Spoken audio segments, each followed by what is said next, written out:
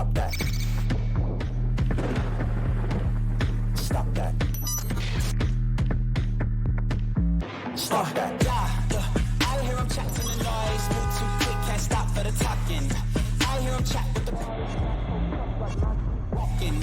Just too sharp with the prize. White girls let it tell me I'm awesome. Yeah, hot like fire on the pan. If you wanna touch my please use caution. Cold like 0 degrees. I'm out the cage, gotta let out the beast. Revolutionary, gotta let out the streets. Locked in a cage, I'ma let out the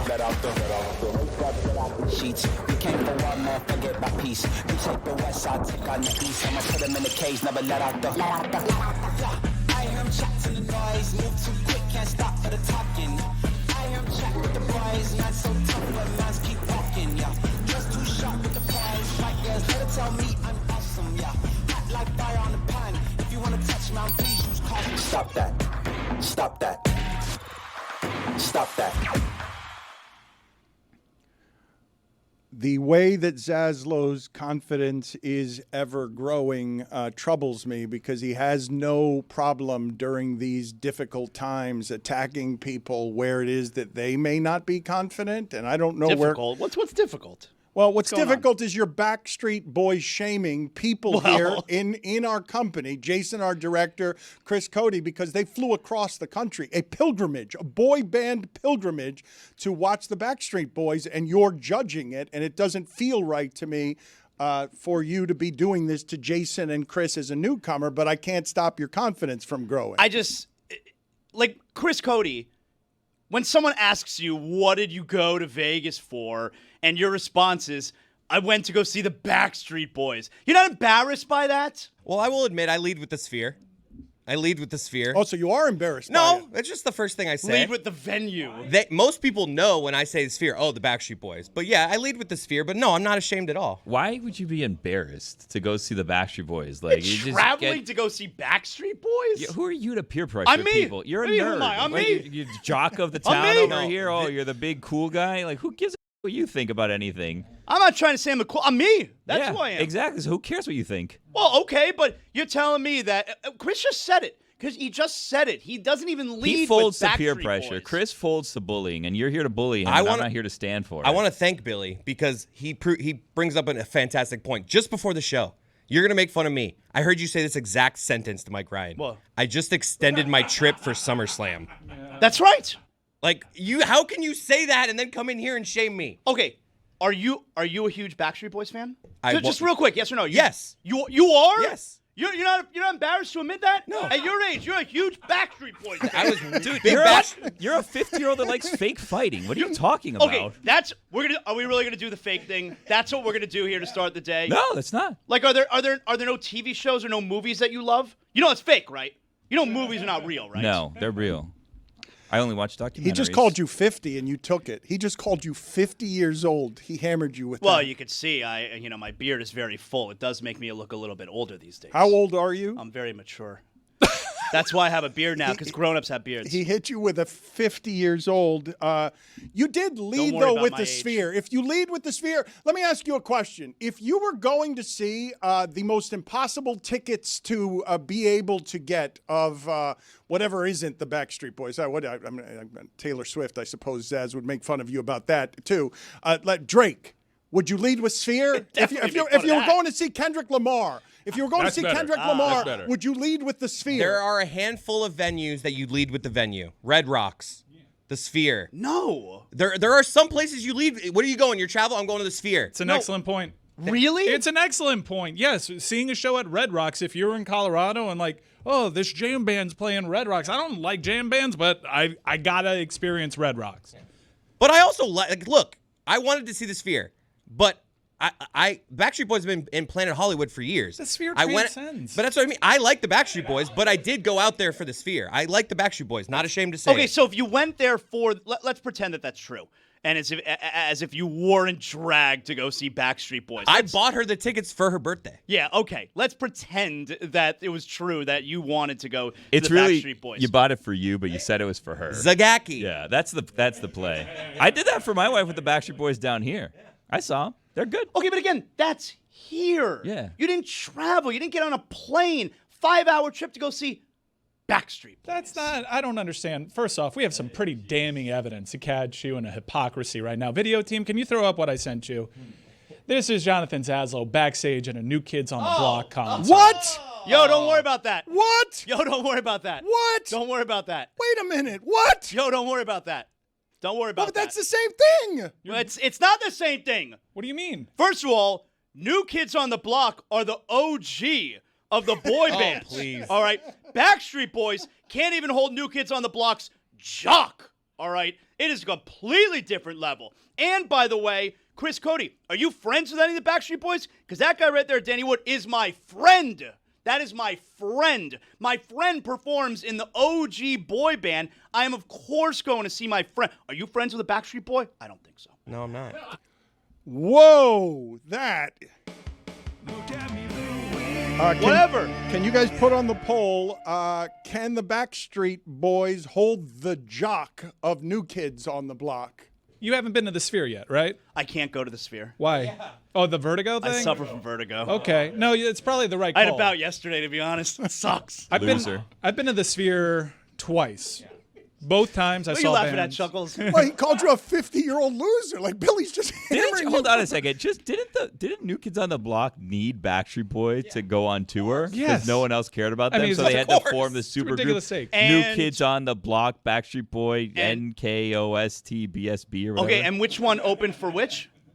It probably depended on the. Do you understand how concerts work? The opener is the lesser. Wait a second. Backstreet Boys open for New That Kids on the can't Block? be. There's no way that New Are Kids you on the Block serious? would No, go for you- Backstreet. so it's just your opinion? No, there's Well, no they had to I go don't home. even know if they played together, to be honest. I'm There's going no with way. Billy. There is New no Kids way. on the Block had to go home to take their pills and go to bed and all that stuff. What's How dare you. what is the argument other than their OG? Because if you're stacking up like sales, popularity, chart top Backstreet Boys are bigger and I thought considered better, even though I don't know Yes, either they are. catalog. That is definitely not true. It's that's your 100% opinion. a If fact. you were to rank the, so we're talking right. It's New Kids and it's Backstreet Boys and it's NSYNC. NSYNC Yes. and it's what's the other Bobo? 98 group? Degrees. Yes, 98 Degrees with Bobo. the Lachey guy. If you were to rank those, it's New Kids on the Block and then it's everybody else. No, I think it's No. Backstreet Boys in sync. And then Oh, New you're Kids. nuts. You're Drew nuts. Hill. You're nuts. I think you O-Town. have New this Edition. wrong, Zaslow. I think most people listening to this would say the Backstreet Boys are bigger than New Kids on the Block. But we're just going to skip over the fact that he went after Chris Cote and Jason that way on Backstreet Boys, and then all of a sudden a source gives our great journalist Mike Ryan the information he needs to point out that New Kids on the Block. We're going to just skip past the fact that this judgment was being rained down from heaven. That it's raining down blows on behalf of New Kids on the Block. We're going to expose him like this, and he's not going to eat the shame of that? Yo, don't worry about that. Let me tell you something. New Kids on the Block crawled, so Backstreet Boys can walk. Roy knows. So they are the OG. There's no disputing that. But didn't Backstreet Boys become better? They weren't the OG. New Edition was the OG. New Edition. Yeah, exactly. He just replicated. Haven't you seen all these documentaries? He replicated the New Edition formula with a bunch of white kids. In terms of album sales, NSYNC sold over 70 million records worldwide. Backstreet Boys sold over 130 million records worldwide. New Kids on the Block sold over 80 million records worldwide. Those numbers are fudged. I could tell. I will say it was presented as a co-headlining tour. New Kids on the Block and BSB. probably an alternate. Maybe they alternated, like that Maybe. Incredible tour with Ricky Martin, Enrique Iglesias, Oh, and yeah. Pitbull, where they just took turns trading the closing spot. But here's the thing: when I go and see New Kids on the Block, I've seen them a lot. When I go and see New Kids, You've on seen the them a lot? What? Danny's my friend. I just told you that. How many times have you seen them? Probably like 5 times. For the new stuff? Or what? That's too many. I don't think they have new stuff. Yeah, duh. That's rude. Have you seen how horny Jordan Knight is? He is mad horny on the stage now. Jordan Knight. He's mad horny on the stage. I guess I didn't He's like notice that. 17 feet above the stage in a cage, and his shirt is off. They and don't you're have just a song. looking at him like, that dude's mad horny. Dude, they don't have a song where you should be that horny for. I've got so many questions here. Please put it on the poll at Le Batard Show. Have you ever looked at a human being and said, yo, that dude's mad horny? Because it happened this morning in our office. I learned something about somebody who works for us. We were putting people in categories. Whether There's someone who's mad horny here? Yes, evidently. I learned it this morning. People were being put in categories, either miserable or not miserable. Those were the only two categories. And he was the only person who, instead of miserable or not miserable, got as a description just horny. Which is never good at work. Put the It's camera last on place you want Ethan that. right now. Just go ahead and put the camera on Ethan right now so that we can see. There he is? There he is. Horny Ethan, ladies and gentlemen. He was mortified by it earlier, and he's more mortified by it now. I'm sorry, horny Ethan, but congratulations on being neither miserable nor horny. Put it on the poll. Tough I'm label. sorry, neither miserable nor not miserable, just horny, at Le Batard Show. Put it on the poll. Worst label, miserable or horny? I want another thing clarified here that we were talking about earlier. It does have to be infuriating for Darius Rucker to arrive at this level of success and still have everyone think in the UK and America that he's Hootie. Okay, maybe don't have a band where you name it Hootie and the Blowfish and Right. be the lead singer. It's like he was insulted. You confused Hootie, everyone. Like no one when there's a name at the front of the band, that's the lead singer. Should have been Darius and the Blowfish. Tom Petty and the Heartbreakers, you're Tom Petty. Bruce Springsteen and the E Street Band, you're Bruce Springsteen. If it's followed by I think that person's the lead singer. Hootie and the Blowfish, you're Hootie. No. Harold Melvin and the Blue Notes. Harold Melvin was not the lead singer. That was Teddy Pendergrass. Cool in the Gang, you're cool. He was the bassist. Do you think the drummer's offended by Blowfish? I don't is Cool in the Gang, is Cool actually the lead singer? No. like, that Cool is the bassist. I think he is. Okay. Yeah. There's also other confusing bands like Tony was Alice the bassist. Cooper. Alice Cooper was the name of the band, and then everyone just didn't understand that. And they're like, the guy is Alice Cooper. Move on. Sade. That's not her name. Her name is Helen. That's her name. Helen Adu. Put it on the poll. Drew Did you Hill. know that Sade's name was Helen? Also put it on the poll. Would Tom Petty be mad if, let me see how to do this here. Would the guy who wasn't named Tom Petty be mad if the band, would the lead singer. Let's workshop this. Yes, Hold thank on, you. we'll get it. Well, it is confusing. Thank you. Would the lead singer who's not Tom Petty be mad that people thought he was Tom Petty because he was the lead singer of Tom Petty and the Heartbreakers? Because Darius Rucker is mad that people think he's Hootie in the band Hootie and the Blowfish, and he shouldn't be mad about that because it is sort of his fault. You know what I was thinking at the Darius Rucker concert? Kind of like along the lines of what you guys are saying. So it's just Darius Rucker, right? But he has a whole band. But you're going to see Darius Rucker. So the drummer, who I assume has a name, his drum kit says Darius Rucker. And I'm like, that's not your name. Like if I was Tom the drummer, I'd want it to say Tom the drummer, and just Tom the drummer is in Darius Rucker's band. But we don't know any of the members of his band, or at least I don't. I don't think many people know the names of. All right, let's do it this way. At Le Batard Show, who was the lead singer for Hootie and the Blowfish? Darius Rucker or Hootie? Hootie.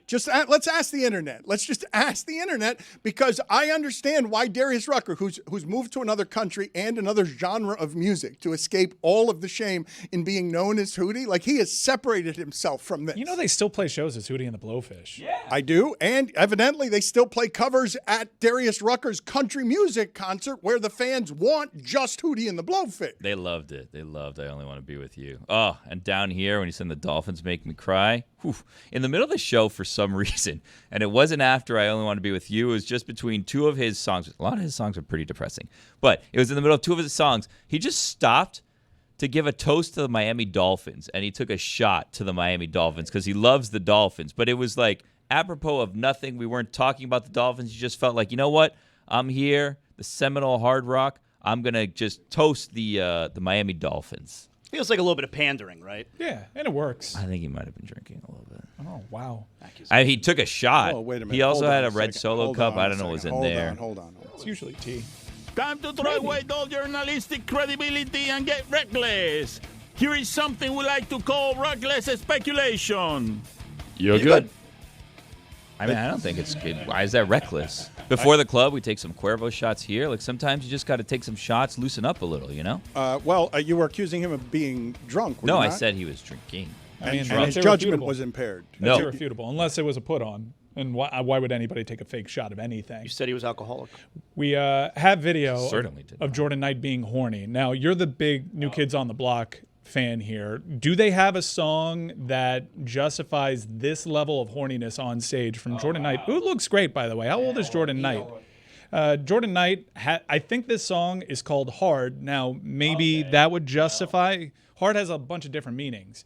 Does he mean it sexually here, Zaz? Fill me in on what kind of song he would have to be this damn horny. Sheesh.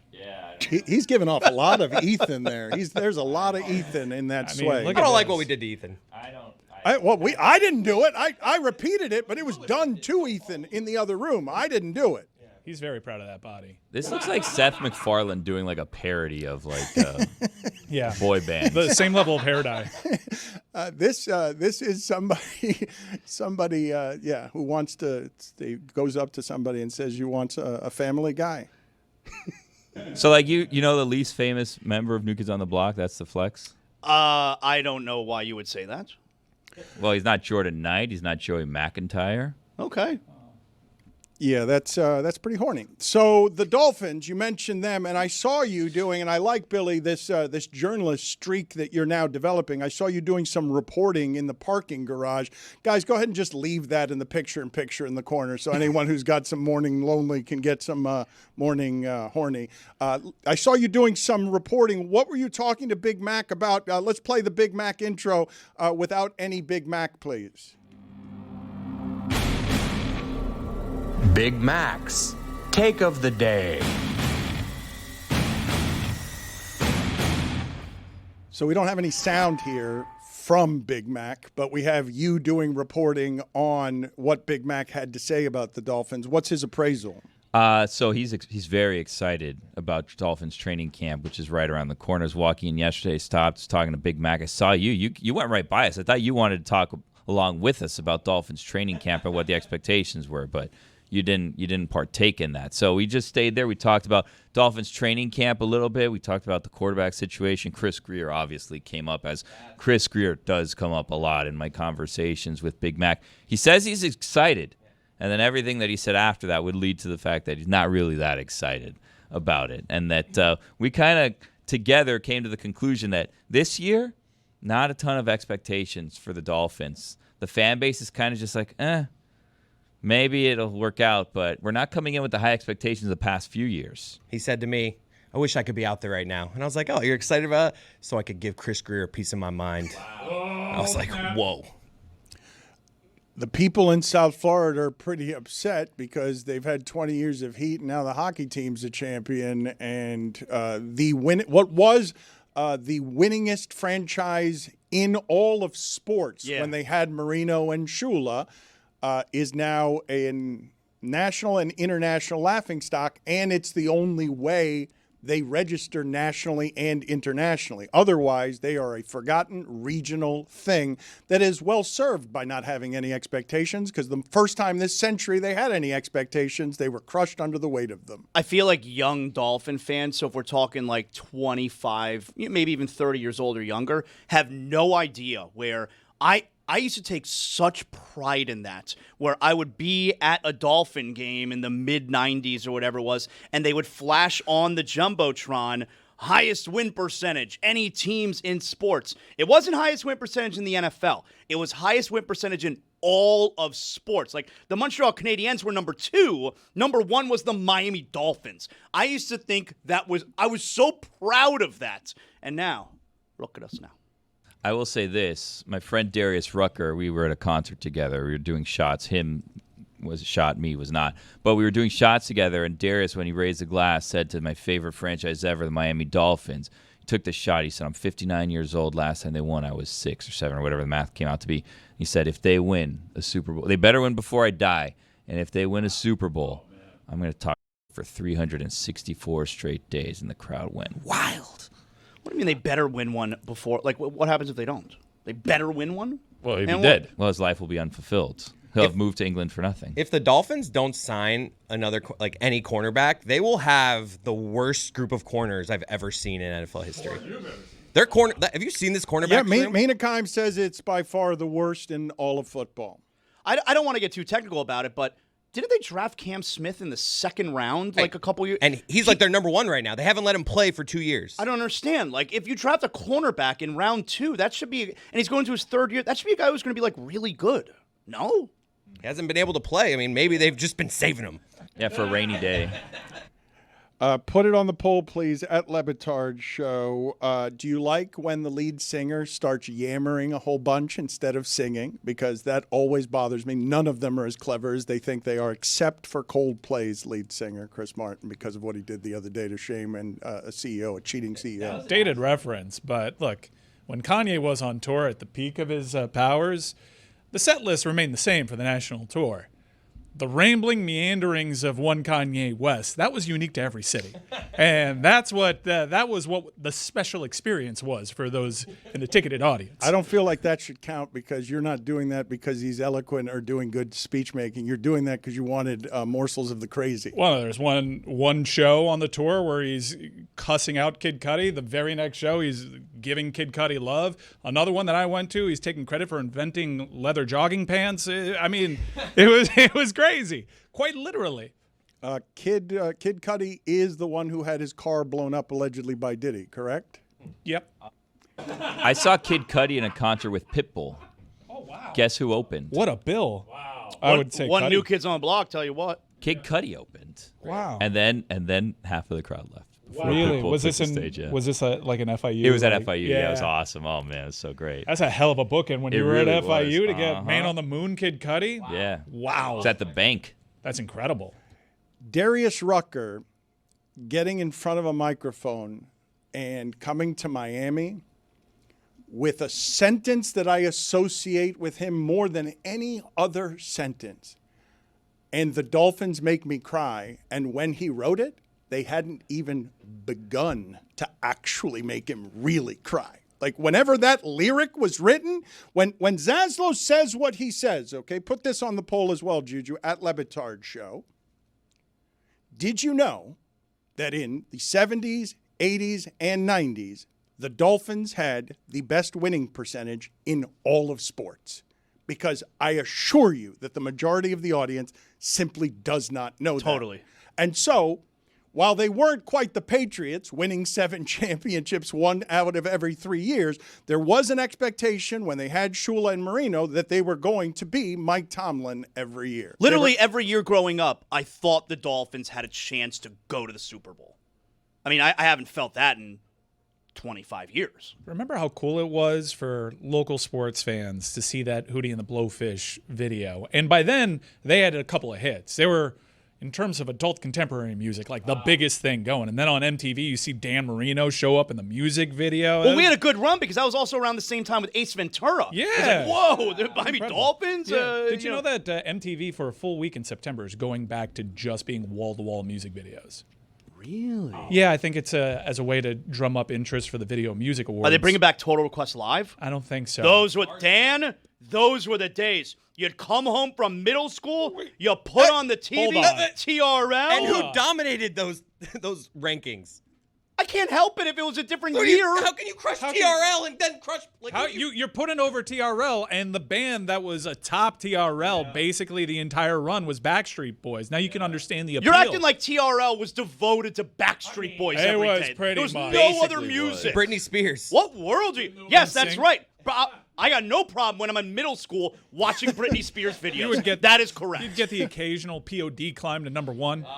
The Korn. The Bum Bum song by Tom Green. Are you guys aware that all of it was fraud, as reported by Pablo Torre finds out before it blew up into the place where you find all sort of investigative fraud? TRL was phony and fake, and they weren't calls and requests that were actually being taken. You should check out Pablo Torre finds out TRL was corrupt. Not the best episode, if I'm going to be honest. I listened to the whole episode. He sold me on it. And at the end, spoiler, it was kind of like inconclusive. It's like, well, I guess we didn't find out this episode. We just surmised this happened. But that was before Pablo got good. Yeah, he was still finding his wheels in journalism there with the TRL stuff. Now you're worried every time he tweets. Yeah. You mentioned Dan Marino appearing in a Hootie and the Blowfish video. Did you guys have any reaction whatsoever? Any kind of reaction? I know that people notice when DeMar DeRozan shows up in the Kendrick Lamar video, when the oldest player in basketball and a player, I don't say these things about LeBron, but gets made fun of for dad stuff or corny stuff or whatever it is to age in places where young people can mock the aged. How did LeBron do in the Tyler, the Creator video that he appeared in? Was it something that landed well or landed poorly? LeBron, he doesn't do a lot of that, obviously, lending himself to a video when we've watched him for 20 years, singing music in his car. I wish I could help you here. I haven't seen it yet. I know Tyler just released new music, and I do like some of Tyler's stuff, particularly because he works a lot with Pharrell. But culturally, I've got nothing here for you, Dano. I can watch it, though, during the break. Do any of you have anything for me, though? So you guys are telling me that LeBron James, just to the point of TRL doesn't matter like it did, music videos don't matter like they did. You're saying that LeBron can land in a video now that quietly and everyone would just yawn unless he's doing something controversial, that something creative or artistic or lending his name to something like that isn't as cool as it would have been once upon a time? Well, my question is, and I saw this, but I don't know anything about Tyler, the Creator, all right? But You're more of a New Kids on the Block guy. All right, whatever. But I saw LeBron James put out a tweet afterward which said, "Stop effing playing with me." And he wrote it in caps. So, is he sending a message to the Lakers there? Is that what's going on? I don't know the deal with Tyler, the Creator. I'm being serious, though. We're showing our ignorance here as a show. This video has escaped the majority of our attention. Maybe we have to check in with Horny Ethan or some of the younger people in the other room. But this room doesn't know anything about what Tyler, the Creator, is doing with his music video. We are out of touch. I mean, I've seen Tyler, the Creator, a couple of times live. I'm just not wise to this one. Well, I think that is a resume that, it was unnecessary. We needed it, though, because everyone was like, wow, nobody knows this. No one knows anything about Tyler. Little bona fides. So I'm getting kicked out for being the only person that knows anything about Tyler. You're not getting kicked out. You didn't get kicked out. You just got hit with a look at me, Louie. That's just a disgrace. It's not kicked out. That's not a disgrace. I'm proud of it. You get to stick around. I'm proud of it. I'm not 40 yet. And I would go absolutely to the Sphere to watch Backstreet Boys. I think we've come out on the other side. Yeah, you may have found them corny when you were 18, but now it's nostalgic. And also, it's for the Sphere. I've seen two bands at the Sphere. Don't like either one of them. U2, Grateful Dead. That's ridiculous. Don't You like would 'em. go to a venue and see a show that you don't even like. But hey, I'm at the venue. Yes. Have you heard about- venues are cool. Have you heard about this Sphere thing? Has it not been on your radar? Are you just learning about this I Sphere? already told you. The Sphere? What? A big screen? What is it? I don't know who you're doing an impression of there. I know that's not me. Oh, you got a headache? I know that's not me. I'm more of an Angus Young guy. I don't know who you're impersonating there, but whoever it is, you need to work on it. Yeah. You see what Jay Uso said? Not me. Yeah. You can't just mumble and then say, "Oh, that's my impression." Sphere? Let me tell you. Better Sphere? work on that. Sphere? That's a bad headache. I would lose that if I were you. I don't like Vertigo. SummerSlam. Big event. Is that Joe Zagagi? I don't know who that is. SummerSlam. If we could get two Zaslows to argue with Zaslow, I think I would enjoy that. At least I understood the word that came out of his mouth. Mike, you may want to take some cues from Billy with that impersonation. You got the ring general, Gunther, taking on CM Punk. Yeah. CM Punk challenging for another title, even though he's only got 2 wins since January. Here's the thing. I'm not embarrassed to say I'm going to SummerSlam. Chris Cote led with, I went to the Sphere. It's the Sphere. Because the Red Rock Sphere, I would lead with that. I'm not embarrassed. If you were going to see the hottest band in the world, or let's just say Taylor Swift, all right? I'd say the she's Sphere. the hottest. I'm going to the Sphere. You to would see Taylor say, Swift. what show are you seeing in Vegas? I'm going to the Sphere. That's you wouldn't exactly lead how with Taylor Swift. That's how it works. I'm going to the Sphere to see Taylor Swift. Okay, at least you had it in the same sentence there. Are you going to SummerSlam to just watch SummerSlam, or are you going there for Solo Sikoa? I love Solo Sikoa. I'm certainly not saying I'm going to MetLife Stadium. I'm saying I'm going to SummerSlam. 2 nights. You're going to do 2 nights at MetLife Stadium. Have you ever gone to MetLife Stadium? No. It's a hellscape. That's what I hear. Going there. Are you going to stay in New Jersey? Yeah. Yeah, you might as well. You should, because 2 long nights over there. Yeah. The commute back to the city is awful. Yeah, I'm not looking forward to that. That part. place is a terrible new I stadium. hear it's a dump. Put it on the poll, please.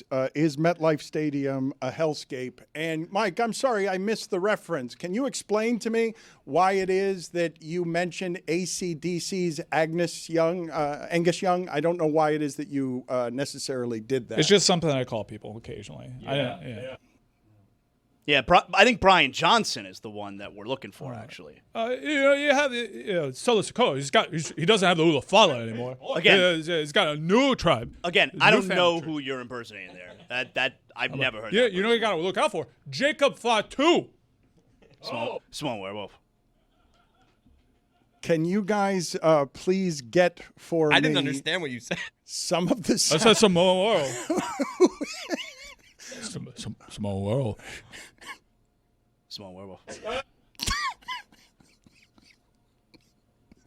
Can you guys please get for me some of the sound from Jerry Jones just basically lapsing into early onset, I'm too powerful?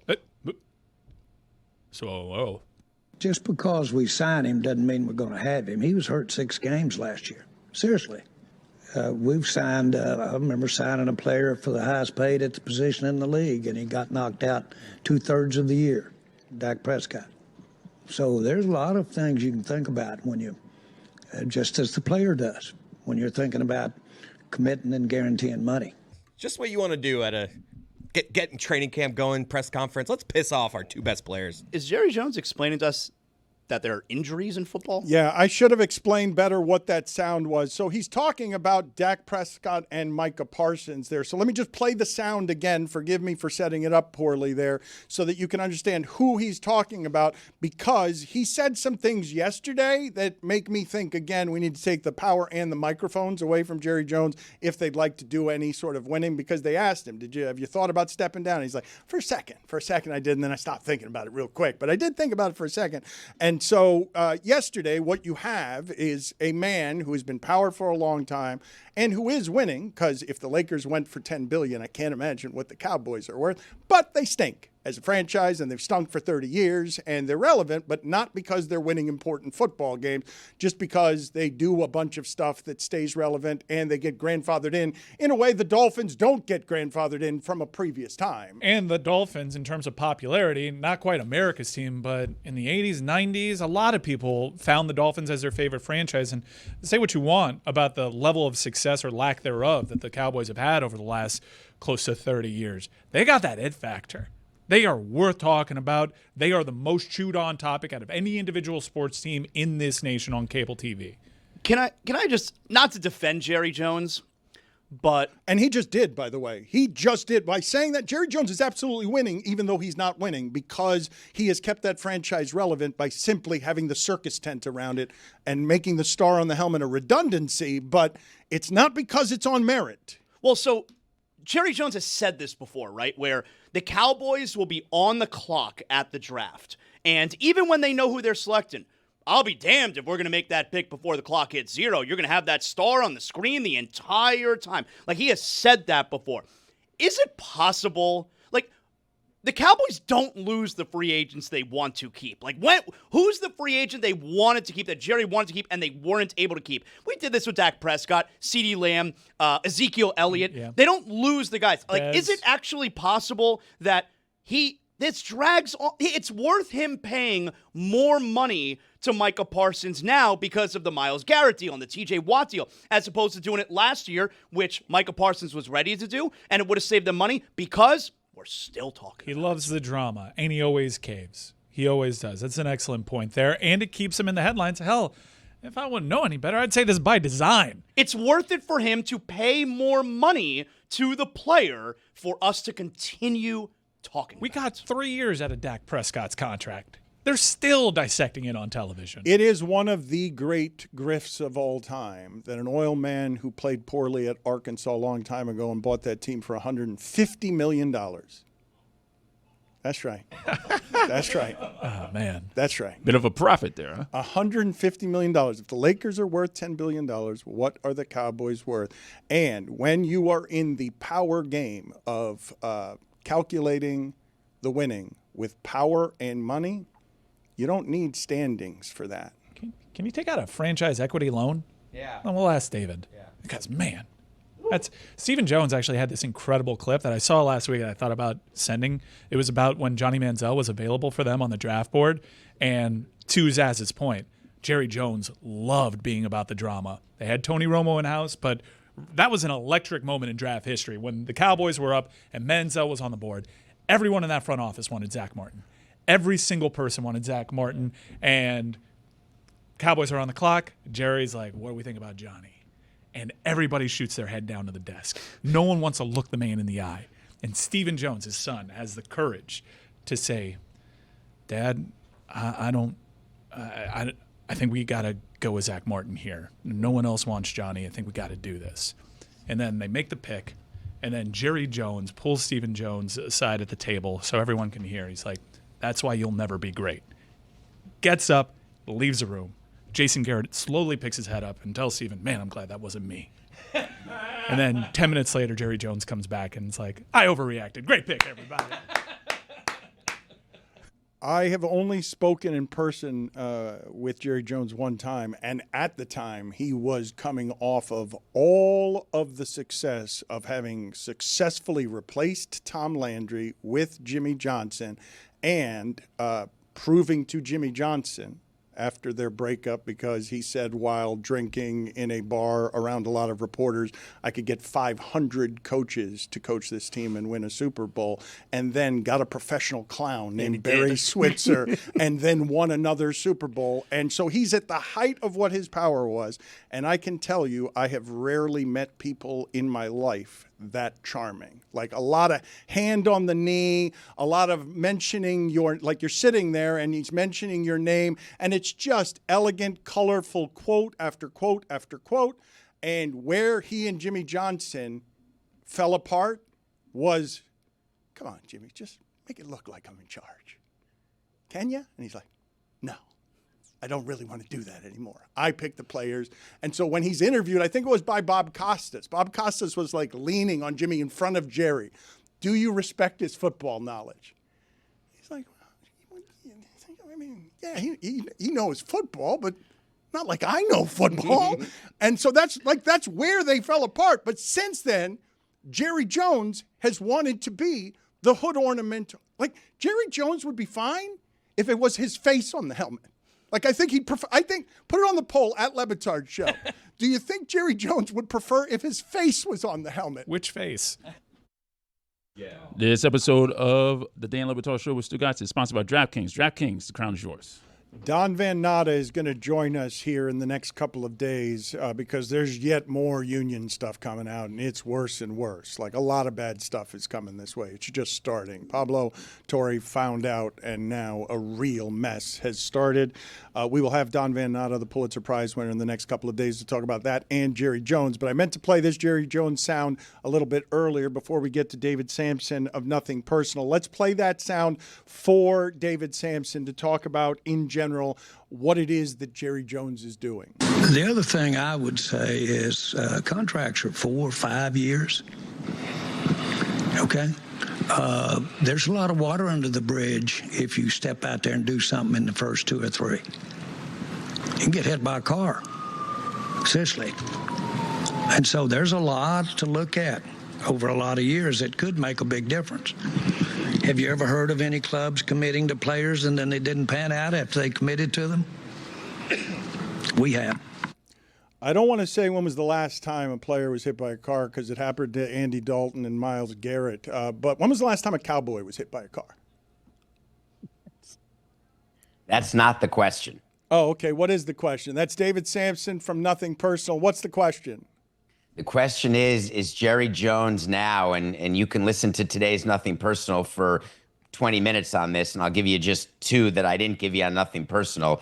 The question is Jerry Jones the choice now instead of Jim Irsay, who has since passed away? He was the spokesman used by Roger Goodell over the last collective bargaining, over the last labor issues. And all this talk about guaranteed contracts and fully guaranteed contracts, are they thinking of using the octogenarian Jerry Jones to try to get the message out publicly that, hey, this whole fully guaranteed thing, it's for the birds. We shouldn't be doing it. And here's the reason why. I hope Roger Goodell isn't going that direction, but man, it certainly seemed that way today. Dwayne Haskins, Dan. That's unfortunate for me. It does happen.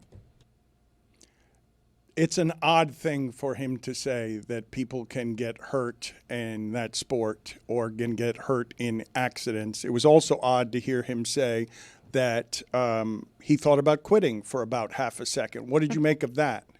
No, he actually, what he said is he was asked about whether he would stop being GM. That's what he thought about for a fraction of a second. And I give him all the credit in the world for naming himself GM. He's one of the 32 meddling owners in football. He just has the guts to call himself the GM. The Cowboys just have no chance of winning. It's not with him as GM. It's with him as owner. Because whether he names a GM or not, it doesn't matter. He will always act as GM. And if he stops naming himself that, then he's just deluding himself. Whereas now it's out there in the open. Hey, I'm the GM. All the owners are. Did I hear you correctly on both of these things, though? You said you give him, all the credit in the world for naming himself the GM after immediately signing with owners on you shouldn't guarantee any money to football players. I'm trying to understand the through thread on those two statements. I always like it when owners are honest about their involvement instead of just saying, oh, I let the baseball people do the baseball stuff. I have nothing to do with it. It's total poppycock. Every owner is involved in these signings and in the trades and in the draft. They just are. And on the football side, I guess they can say, oh, what do I know about salary cap? It's so ridiculous. Jerry Jones just owns it. Wouldn't it have been great if in the old days, George Steinbrenner, instead of firing everybody, would have just named himself general manager of the Yankees? Because that's what he was. The through line on both of these things is that you are supporting making sure labor doesn't get guaranteed money so power can stay in power, and supporting that power saying brazenly that it should be in power, stay in power, even when it embarrasses everyone involved. You're giving him all the credit in the world for that. I gave him the credit for naming himself the GM, but I'm not fully understanding what your point of view is at all here, Dan, because when you sign a contract... that you're always pro-ownership. That's not correct. That is not correct. If you listen to Nothing Personal, I am both. I talk when players are doing something right or the union is. I will absolutely give them credit for doing that. Going for guarantee, I understand. Obviously, you want to be like the baseball players where you don't give money back when you stink or when you're hurt. I get it. In football, the fact is, it's not about fully guaranteed. It's such a red herring of an argument. The question is, how much is guaranteed at signing? And that number continues to go up. Players are getting more and more money guaranteed. Trey Hendrickson won't sign a deal because Mike Brown of the Bengals only offer him 1 year guaranteed, and all of his brothers, TJ Watt and Myles Garrett, yada, yada, have 3 years guaranteed of their contracts, so they're fighting over that. It's about what's guaranteed at signing. And you have a deal, let's say a sponsorship deal. Is it guaranteed at signing? Well, no, because there's all sorts of things that can happen where you don't get the money that you think you're getting. In sports, when you sign a guaranteed deal, it doesn't matter how many listeners, followers, downloads, shows, wins, losses, you get that money. That's just not the case in the real world. I think Zaslow led the audience to a bit of an epiphany in that Jerry Jones always ends up paying the most for these talents, and he likes to draw out these conversations so they eat up in the news stream and people are talking about the Dallas Cowboys. I think this is intentional now after Zaslow shined his light on it. Do you agree? I think that the deal will get done with Micah Parsons. On the other hand, he's got $24 million to be paid this year. He's got 1 year left of his contract, and I think it would be in the owner's best interest to stop allowing players to hold out and then get away with it. That's not what I'm asking. They signed a deal. That's not what I'm asking. Do you think it's part intentional from Jerry Jones he doesn't care about paying the most money. He ends up doing it. Yeah, I guess, the point that I'm making is if Micah Parsons was ready to sign a deal last year, which would have clearly saved Jerry Jones money because the price continues to go up. So stopping short of saying Jerry Jones is stupid, why does he wait like this every time?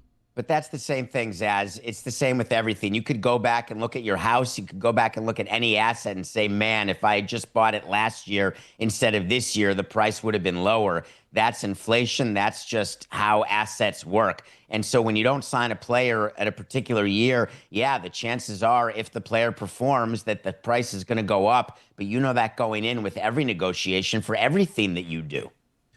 David, I don't know, not to switch topics here, but I'm switching topics here. I don't know if you saw what was going on over the weekend. A former player of yours, Dee Gordon, and when he played for you was just Dee Gordon, was on a podcast. Did you happen to catch this? I did. I got suspended in 16 for steroids. Look at me, King. It look like I took steroids. Well, ain't no way. Okay. Right. I'm about to say, ain't 165. Ain't no way. He said 165. Let me tell y'all, I ain't gonna say no name or nothing, but let me just put it like this. 2015, they told my little black ass, don't win that batting championship. And I said, y'all got me up. Damn, so you went out there and said, fuck it, I'm gonna go get this little championship, this trophy. And they said, don't do it. Was it like a money thing for them? Nah, it was a guy. I ain't gonna say his name. He would have won Triple Crown if I let him win the batting title. The last day of the season, I beat him for the batting title. I went 3 for 4 with a home run. I'm trying to see I ain't saying King can say it. I mean, it'll be easy. If it's what I'm thinking of, then he won MVP that year. They didn't like that. They called me a week before. And said, They didn't like that. And I was like, man, I'm from Avon Park, bro. I'm from You hear me? Trinity. He said, I'm from Avon Park. Your thoughts there, David? Your thoughts there, David? Oh, well, let me start with one bit of factual problem with what just happened. I was at the game. It was the last game of the 2015 season. It was in Philadelphia. Dan Jennings was our manager. We were in the clubhouse, me, Mike Hill, Dee Gordon, and Dan Jennings. We were doing math because he was just behind Bryce Harper. They were both hitting 330. I'll never forget this day for the reason that happened after, which I'll get to. Forgetting the fact that our GM was our manager, which was idiotic in every sense of the word. But we were doing the math. All right, if Bryce Harper pinch hits, you can't sit. You have to get a hit. If you get a hit, we could then pull you from the game. If Bryce is 0 for 2, you're 1 for 1. You win the batting title, even if he goes 2 for 4. Therefore, do you want us to see you? We went through all of it because we wanted him to win the batting title. So we were in the clubhouse doing that math. Bryce ends up 1 for 4. Dee goes 3 for 4. And we're celebrating the end of a terrible season. The Phillies lost 99 games that year, but we had a terrible season too. But that said, we were super, super happy for him. But there was no Triple Crown winner. Nolan Arenado had 130 runs batted in. Bryce Harper had 99. Bryce Harper had 42 home runs, tied with Arenado. You have to get RBI, home run, and average. Harper was never going to get RBI, so there was no Triple Crown to be won. And I texted Dee after I heard this, because I told him I'm going to talk about it on Nothing Personal because you can't be talking about me. I was right there saying, Dee, let's get this. This is great for you, for us, for everybody. And he won't tell me who it was, but it was nobody with the Marlins, that's for sure. We did look that up yesterday, David, and we quickly realized there was no Triple Crown in play because Bryce Harper would have needed 31 RBI that day, and he needed That'd be a good day. He needed to jump over Matt Kemp, Anthony Rizzo, Paul Goldschmidt, and Nolan Arenado to win the RBI title that season. Put it on the poll, please, at Le Batard Show. Is it possible that Dee Gordon doesn't know the 3 categories of the Triple Crown? Does it hold water, David, for him to say, look at me, when he came in that season weighing 13 more pounds? And for a guy that is that small, that is actually a lot of weight gain and quite suspicious. Dee was a little Juan Pierre-like. When you saw Dee without a shirt, he was not a small guy. And this is pre-steroids. So he's very strong, very good body. And so I would say my second biggest shock in my entire career, first being the phone call from Fish and Wildlife when Jose crashed his boat and died. The second was when I got the call from Dan Hellum.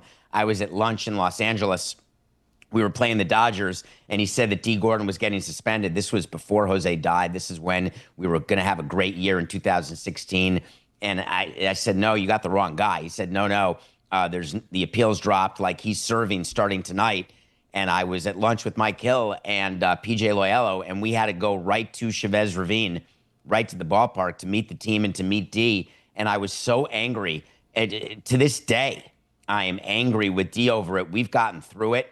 I found out exactly what he tested positive for, how that gets into your body. It's not a diuretic. It doesn't come in, through some sort of over-the-counter weight loss program. It's just a straight-up steroid. There's no other way to do it, and there's needles involved.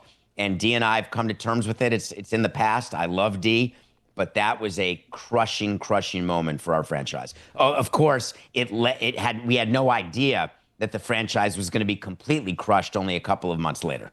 So I guess who framed Dee Gordon then, and why did they do that? Like, why did they really want him suspended for steroids? Because you're saying it was impossible, but he said it's what happened. So who framed him, and why'd they do it?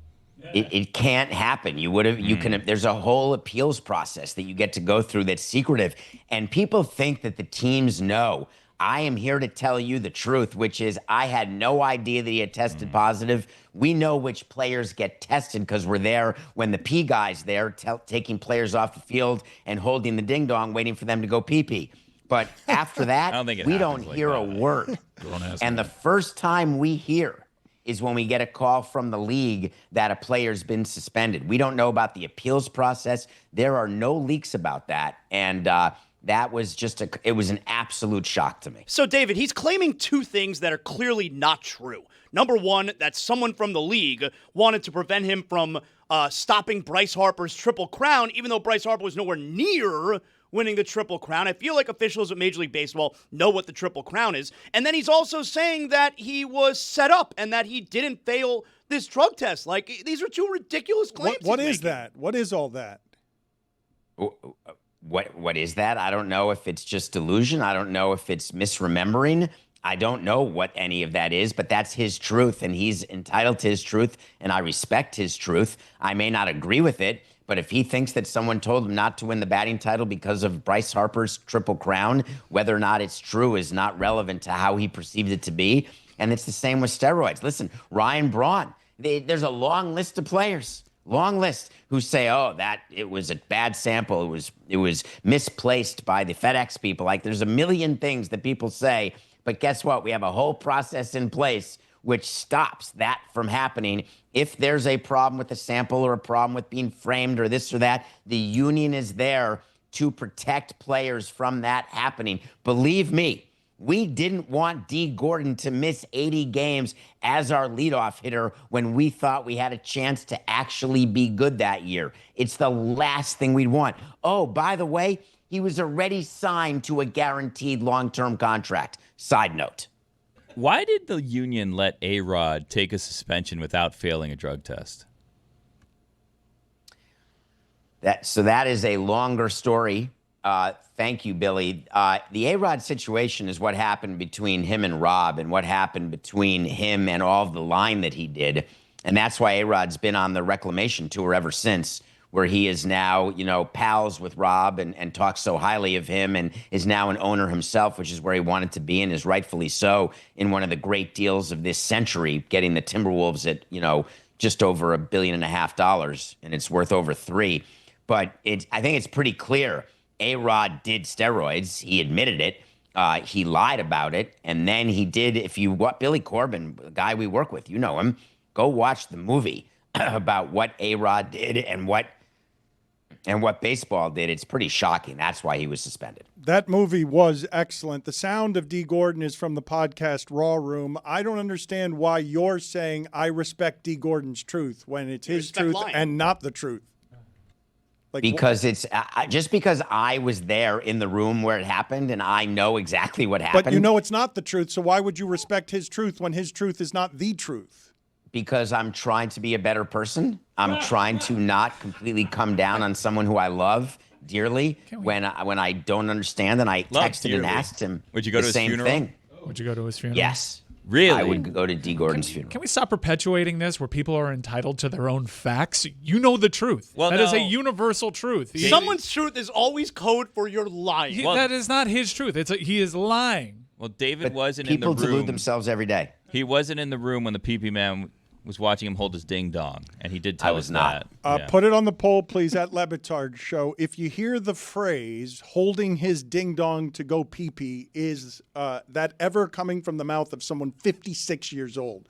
Or 57 years old at Le Batard Show. These are going to be funny polls to hear out loud. A couple polls today have been weird. Can you take out an equity loan on your franchise the way that you can if your home gains value? Because Dan mentioned that the Cowboys were purchased for what? How much? How many million? 150? 150 million. And now they might be the richest team in all of sports. They have to be, right? Yeah. They are. What are the Cowboys worth? So can You don't mean the richest. You mean that they'd have the highest enterprise valuation of any team in sports? Yeah, sure, Dick.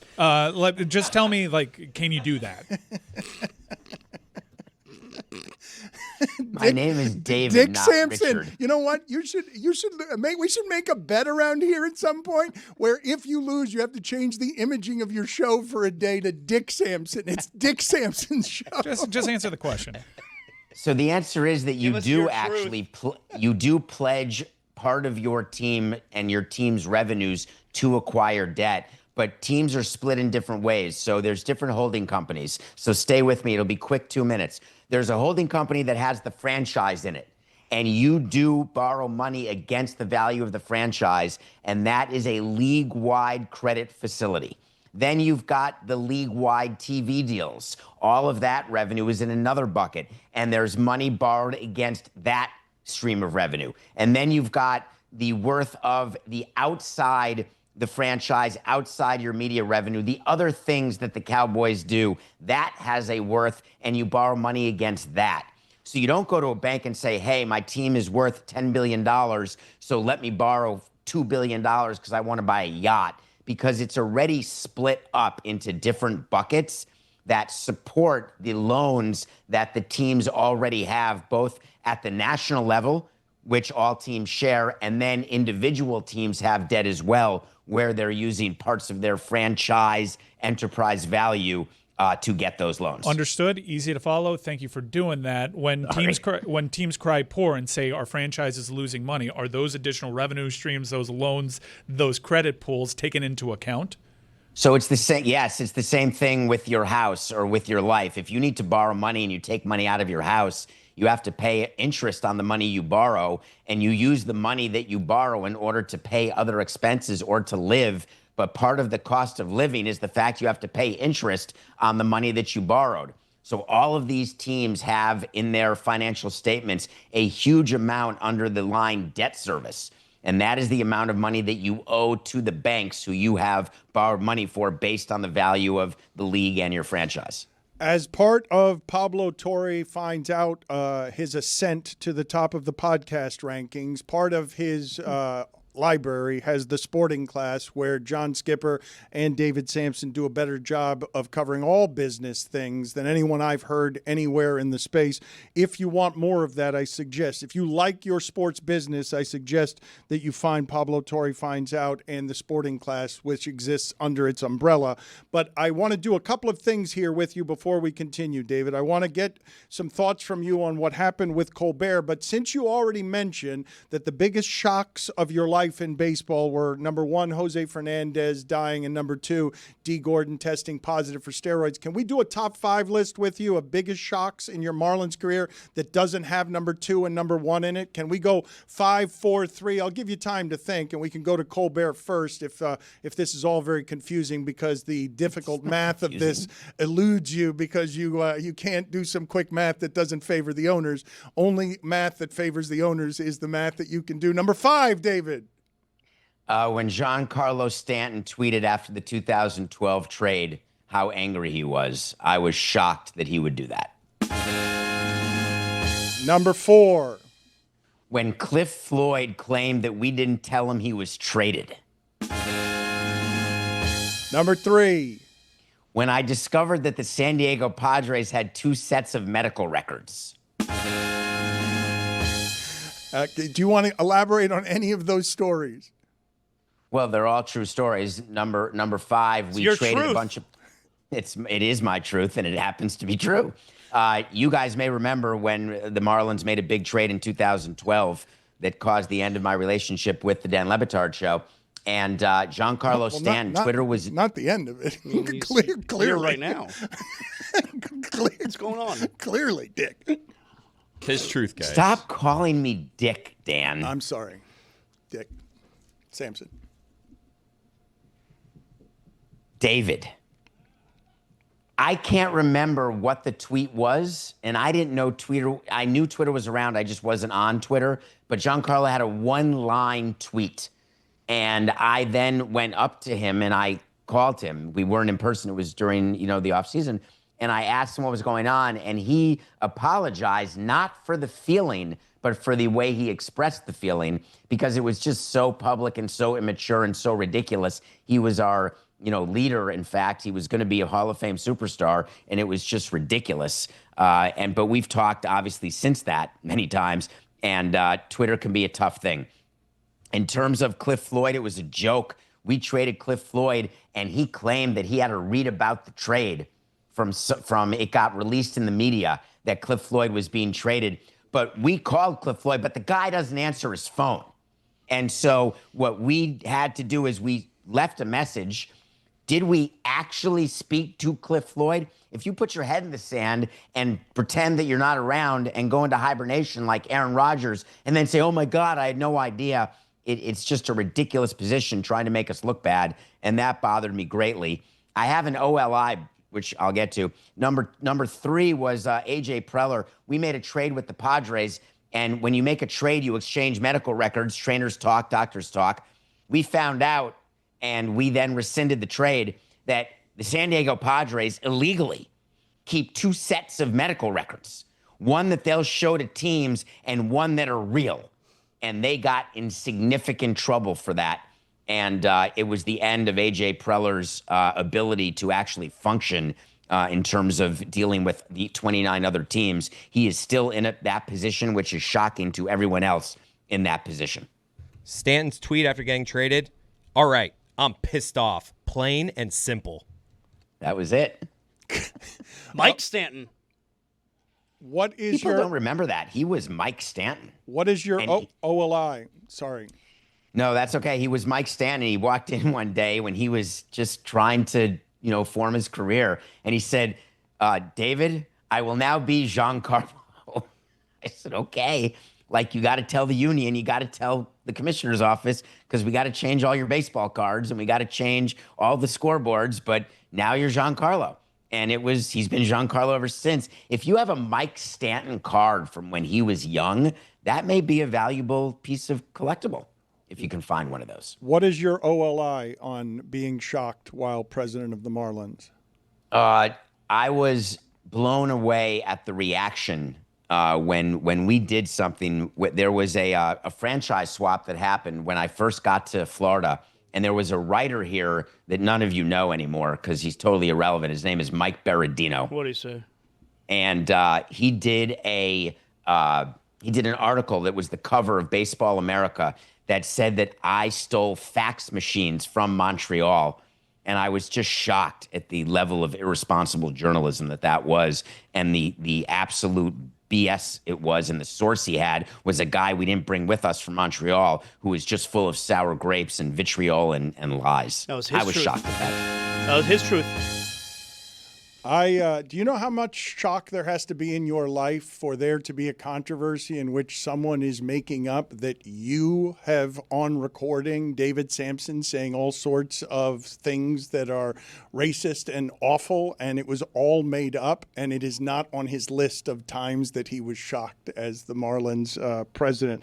I want to play some sound for you here. A lot of people were waiting for Jon Stewart last night. I imagine The Daily Show did great ratings last night. And off of the news that Trump is suing Fox News, I want to play just an assortment of sounds from Jon Stewart's show last night. Donald Trump is suing Rupert Murdoch, the owner of Fox News, the man, other than Biden, maybe most responsible for getting Trump elected. Fox! I f***ing snuck that in there. Fox spends 24 hours a day blowing Trump, and it's not enough. Imagine suing someone mid-blow. Let's play some other Jon Stewart sound. I don't know how David Samson thinks or feels about the idea that Colbert might have been let go for reasons other than strictly financial reasons, as Paramount has claimed. Let's listen to some more Jon Stewart. I understand the corporate fear. I understand the fear that you and your advertisers have with $8 billion at stake. But understand this, truly. The shows that you now seek to cancel, censor, and control, a not insignificant portion of that $8 billion value came from those shows. That's what made you that money. Shows that say something, shows that take a stand, shows that are unafraid. And not to, believe me, this is not a, we speak truth to power. We don't. We speak opinions to television cameras. But we try. We try every night. And if you believe, as corporations or as networks, you can make yourselves so innocuous that you can serve a gruel so flavorless that you will never again be on the boy king's radar, A, why will anyone watch you? And you are wrong. I have one more sound I want to play, but you're shaking your head, so go ahead. I look at that clip and I just think it's so sad. It's like someone doing a commercial for typewriters when the computer's coming out. Or it's like the national news people, 6:30 and 11:30 used to mean something. I grant you that. It doesn't anymore. That's life. I'm sorry. Times have changed. It's a new world out there. The late night shows, the juice is not worth the squeeze anymore. It's fun. Like it's artsy, it's opinionated, it's smart, except people don't care anymore. And the cost just isn't right. And when you're looking at a merger, you merge because you are trying to find economies of scale. You're trying to find savings. You're trying to pay down debt. You're trying to improve and increase the worth of the shares of stock that you own as one of the hosts of the shows. Guess what? The reason why your stock stinks is because they're losing so much money on doing something that used to be cool. It's not cool to be the 6:30 national news anchor because no one gets their news that way anymore. It's not cool. It used to be. Believe me, I grew up on Letterman. It's not cool to have the 11:30 show anymore. It's not a $20 million position. It's not a $100 million cost expense. It's way easier. Let me ask Jon Stewart this and Stephen Colbert. Or you can keep your job, then we're going to lay off 10,000 people who, when we add them up, don't make what you make. Your choice, but we're going to find the cut somewhere, and we're finding it in the area of irrelevance. That's the reality of what happened. Okay, I want to get into this with you. I will say that I've seen some of the reporting on this, and it's a little difficult because I don't know what reporting is true or not, and I don't know what numbers are true or not. So I have heard that that show had 200 employees. That's accurate. Colbert himself has said that, and that they were losing, allegedly, $40 million a year, and also that CBS owns Colbert's building, so that's a substantive piece of real estate that they can also sell if they're just selling parts. But you believe that the statement is real, that Paramount says that everything that happened there, even though Colbert was accusing them on Monday of taking a big fat bribe on their platform, you believe that that's a strictly financial decision, strictly financial. They didn't mention late nights dying. The decision to make cuts in the middle of this merger negotiation has been going on not for a day, a week, or a month, but it's going on for over a year. Yeah, but this week was the first time that Colbert accused them of taking a big fat bribe, and last week was the first time that the FCC met with Skydance's CEO. Not true. No, that is not true. This merger has been in play for over a year. There have been meetings and anticipatory documents about how do we get this approved. That's what mergers do, both sides of the merger. And as for what you're saying about just discovering, Stephen Colbert has been against Trump. He's been doing it since the beginning. All of a sudden, yeah, but big fat bribe happened this week. Big accusing on their platform a big fat bribe that happened 3 days before he was fired. People on platforms go against the platform. You made a living going against the platform. A big fat bribe. I never accused ESPN of taking a big fat bribe. Yeah, you're meadowlark because of what eventually became too much. I did not get fired by Disney. The times changed. The company changed. The country changed. We did not change. But that's it. You did accuse him of That's cowardice. it. That's a mic drop. That exactly. The country's changed. I didn't Times get have fired changed. for Late accusing night them. television. I didn't get fired for accusing them of cowardice, and I also don't have nearly the power, ratings, or money that Colbert has. You may not have gotten fired for that, but it was certainly a contributing factor. I haven't lived it. Like I that's didn't get fired. Okay, understood. And I'm not saying you got fired. What I'm saying is there was a separation that is how Meadowlark started that you were agreeing to. You were a part of that separation. I didn't 'cause you get thought it fired. made Colbert sense. got fired, and he didn't even get the offer of would you like to do a scaled-down show. And I understand what David is doing right now. It's hard to ignore the timing on this. It was pretty instantaneous. It's suspicious. Especially after they actually agreed to this settlement. And look, 60 Minutes, you could hold them up as an example. They were very critical of its parent company. And so far, we haven't seen the punitive measures, but we may not know those actual punitive measures. That may have all been handled But 60 in-house. Minutes wasn't making jokes, and 60 Minutes wasn't offering opinions. 60 Didn't Minutes the was... head of 60 Minutes also resign? Yeah, there was that too. So there was. Yeah. So, David, you mentioned it's a dying time slot, but we just saw what Jon Stewart said about these are not small shows. These are shows where they built their valuation on. South Park just got $1.5 billion from Paramount for a 5-year streaming deal. So I don't know how much value you put on that property, but if South Park alone for just a 5-year streaming deal is worth $1.5 billion, you could say The Late Show as a brand is worth several hundreds of millions of dollars, if not touching the B word. Same thing for The Daily Show if you include their entire archive. Pretty soon, with just those 3 properties, you're getting close to $8 billion in worth. So you're not touching little small properties that are fiscally irresponsible. You are directly impacting your $8 billion merger. Well, actually, if those properties are losing money for you, then you don't make it up on scale. You can't make the argument that, hey, we only lose $1 a unit. Let's make more units. You made $2 billion on a franchise that was constantly crying poor and losing money. And what? Wait, who are you talking about? The Marlins? I'm talking about the Marlins. You can absolutely make a big-time profit on properties that lose money hand over fist. You cried poor every year. But that was his truth. But you're talking about something that you can actually value with outstanding shares. The Marlins were a private company. There's a public market with Paramount. I'm not sure I understand the comparison where you just add up the number of outstanding shares times the share price, then you look at what the liquidation value would be of the assets, and you say, wait a minute, is this trading above or below what would be, liquidation value? And you go and when you're making cuts, I've had friends who have been fired from CBS Paramount during the last merger. And the reason why is you're looking to cut expenses. And when you look at late night, you would say, hey, by the way, Mike, there are people getting paid $20 million. Tony Romo got, $17 million a year to call NFL games, $3 million less than Colbert, doing way less work because there is way more money in NFL than there is in late night. There is a different mix now of how that money happens and how it gets generated that is not related at all to how it was built. And what Jon Stewart is saying is, hey, we were part of why we're successful. Okay, that's great, but it's not anymore. Therefore, we got to move on. That's just business. We're going to run out of time here for your review because we have to make time for Would You Attend Their Funeral? So give me the music right now. Yes, the happy music.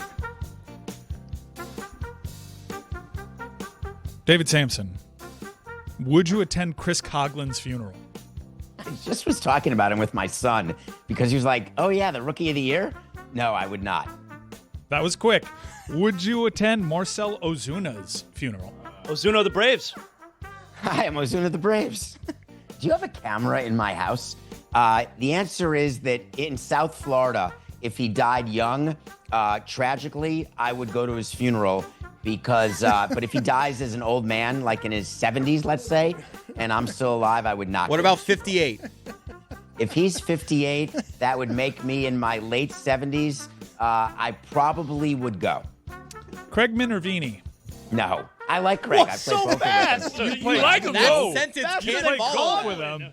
No, I do like him, but I just feel like his funeral won't be interesting to Send me. flowers? Though I love his brother. I love you, Craig, but no. I will not even send flowers to that. I don't even know who I'd send a note to.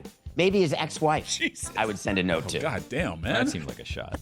What if he died with Dee Gordon and you would attend Dee's? You then would not attend Craig Minervini's? Yeah. They wouldn't do it separate? Yeah. Would you attend Dee's? No, they'd do it question. A day apart. It was the same incident. You would attend one. You'd be Same seen city. at one. Same people would be there at the second one. You would say, same, no, I'm same not. plot. It's the same. Yeah. You can get a hotel If nearby. you're there. Now, listen, when you've got multiple deaths, you got to stagger the funerals because with one tuchus, you can only be at one dance. So if you stagger the funeral times and Minervini and Gordon died together in an accident and both are South Florida funerals, though D, I assume, would be in California, I wouldn't fly cross country. I'd choose LA and then not come back. I'd visit my daughter. But if they were in the same cemetery, one day apart, I'd do it. Visit my daughter. Little two birds. Multitasking. We got to let him go there after we get the Holy Trinity, right? We already got Ding Dong and Pee Pee, and he closes with the punctuation of took us, ladies and gentlemen.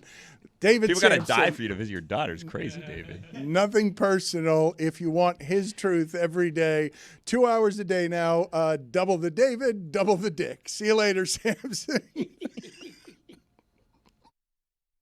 Have you guys ever seen before a walk-off in a baseball game unsatisfying? The game ending on catcher's interference? Have you guys ever seen that happen before where a baseball game, and I'm sure Kirchen and others can go through the history of how often that has happened because baseball has a lot of history like that, but I can't remember seeing that. I saw that the last time that happened was 1977. 1977. Okay, so the last time the Dolphins won a playoff game was 1977, right? No? It was 2001? Okay, so 25. So 50 years. It hasn't happened in 50 years that there's been a walk-off. Are we allowed to show the walk-off catcher's interference? Is that something that we have the video rights to? Because it's certainly not something that I have seen, and we will see if we can show it to you in a moment. I will remind all of you that you can catch us daily 11 to 2 on the DraftKings Network. Obviously, you can catch us right now on YouTube Live. It was 1971, so it was 6 years earlier. All right, so let me see the video of that. A game ending on just confusion. It's terrible, right? When games of any kind end, you've got a bunch of people in the stadium and everyone's just milling about, and then they have to go to an arbiter or a judge, and somebody who's not actually playing is making a decision, and then everyone goes home. It's hugely unsatisfying. But let's see here. You got the Red Sox and the Phillies, and there you go. He's yelling at the catcher for interfering. And I think we get a little audio here, layout. Yeah.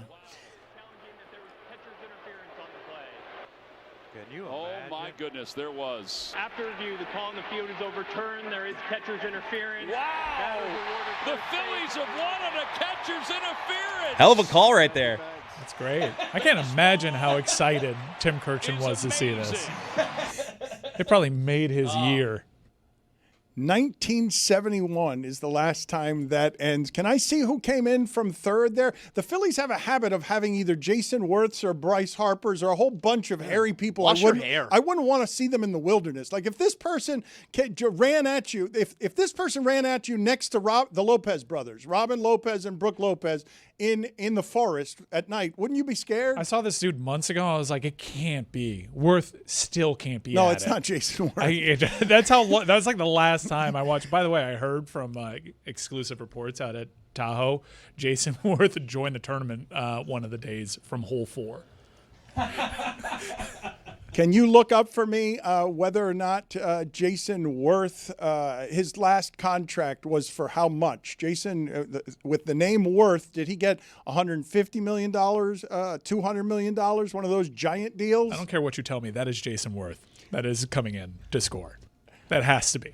That is Brandon Marsh. No, it's not. That's Jason Wirth. 7-year, $126 million. If you saw Marsh in a marsh that hairy, you would be frightened, would you not? Like this is a person. This is too much. All of this. If I saw anyone in a marsh, I'd probably be frightened. Excellent point. Can you get me the sound, please, Roy, of something that you really, I don't think, want to hear a pilot say. I don't think this is information that he needs to share. I don't know how you guys feel about the chatty pilot, what you want to hear from the pilot at all. Nope, I'll never understand it. The pilot, you have nothing to say to me. You have nothing to say to me the entire flight. What if he makes an aggressive right turn that you would never make in a normal plane, and all of a sudden I feel like then I would want some reassurance. Reassurance of what? You're still in the air. Why did you just make an abrupt right turn? Who cares why? Wait a minute. If a plane made a turn that was like where it got the whole place like, whoa, we don't usually turn that quick. You'd just be like, oh, no problem. Yeah. Well, yeah, what happens if he doesn't say anything to you? What happens? The whole place starts murmuring of like, what? Why did he do that? What do you think? I was on a plane that got struck by lightning, and everyone's like, did we just get struck by lightning? And then 5 minutes later, the pilot's like, yeah, we got struck. That was a long 5 minutes, I bet. We got struck by lightning. I was like, well, thank God. But now after the rehearsal, anytime I get a chatty pilot, I'm like, yes. Because if he's talking to me that much, he's talking to the co-pilot. Well, that's what happened here. There was an aggressive turn, and then the pilot said this. For those of you on the right-hand side, you probably saw the airplane kind of sort of coming at us. Nobody told us about it, and so we continued, and air traffic. There's no radar here, so the tower is controlled, the tower does everything visually, and so they said report about you're 6 miles from the airport. So we did that. I think he realized that the spacing wasn't going to work, and he said turn right. And I looked over, and there was an airplane, which those of you on the right-hand side, I thought it was a small airplane like the one you see at the airport right now doing touch and goes. Shut up. He said turn right. I said there's an airplane over there, and he says turn left. And then by the time we read back the clearance, looked over and saw the airplane that was kind of coming on a converging course with us. And so given his speed, it was a military, I don't know how fast they were going, but they were a lot faster than us. I felt it was the safest thing to do to turn behind it. So sorry about the aggressive maneuver. It caught me by surprise. This is not normal at all. You feel better hearing from that rambling man? That was a little long-winded, but I do feel better after that. And there was an applause. After, later in that, they start clapping. They're like, thank you. You feel better hearing the pilot tell you that air traffic control doesn't know what they're doing and that they don't have a radar where they are right now. That made you feel better. I think it's better than if I got nothing after an aggressive turn. Just get me to where I'm going. One thing's abundantly clear. It is not that dude's fault. It is his fault, though, that he made the decision to go on a microphone and tell everyone in rambling fashion, I was told to make a right, left, can't see anything, we don't have a radar.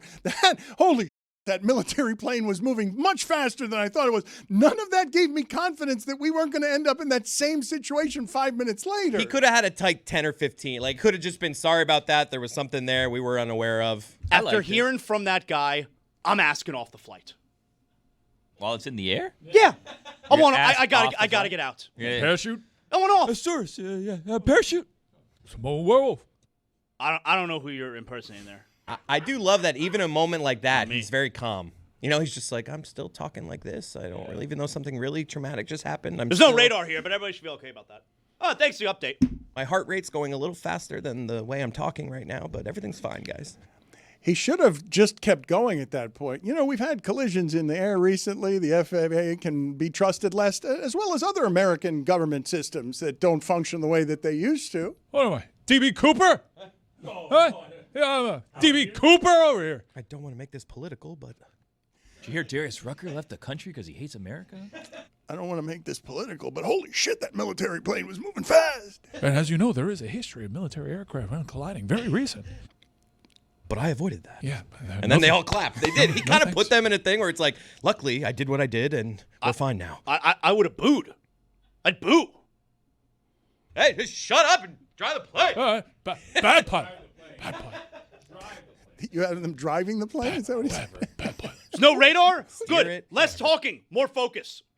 You drive. Shut up. You knew what I meant. Oh, but I've never heard someone say drive the plane. Steer the plane. I've heard the confusion drive a boat because people don't know the verb to use on boat. But I've never heard drive the plane. What do you use on boat? Captain. No, please. Shut up, Mickey. Thank you. You drive things, all right? If the plane got a steering wheel? If you're on a bicycle, are you driving? Can you turn? driving. Does the plane have a steering wheel? That's a thing you turn. I don't know if it's a wheel. It's like that weird like U-shaped thing. I feel like you drive a bike more than you drive a car. You ride a bike. Yeah, I know you ride one, but you're doing the work. The bike is not doing the work of getting you point A to point B, so I feel like riding is not actually accurate of what you're doing with a bike. You're powering a bike. That's your truth. How do you drive a sub? Do you also captain a sub? I mean, you've seen Crimson Tide, right? You've seen down Periscope. They have wheels there, but it's not like you look out the windshield.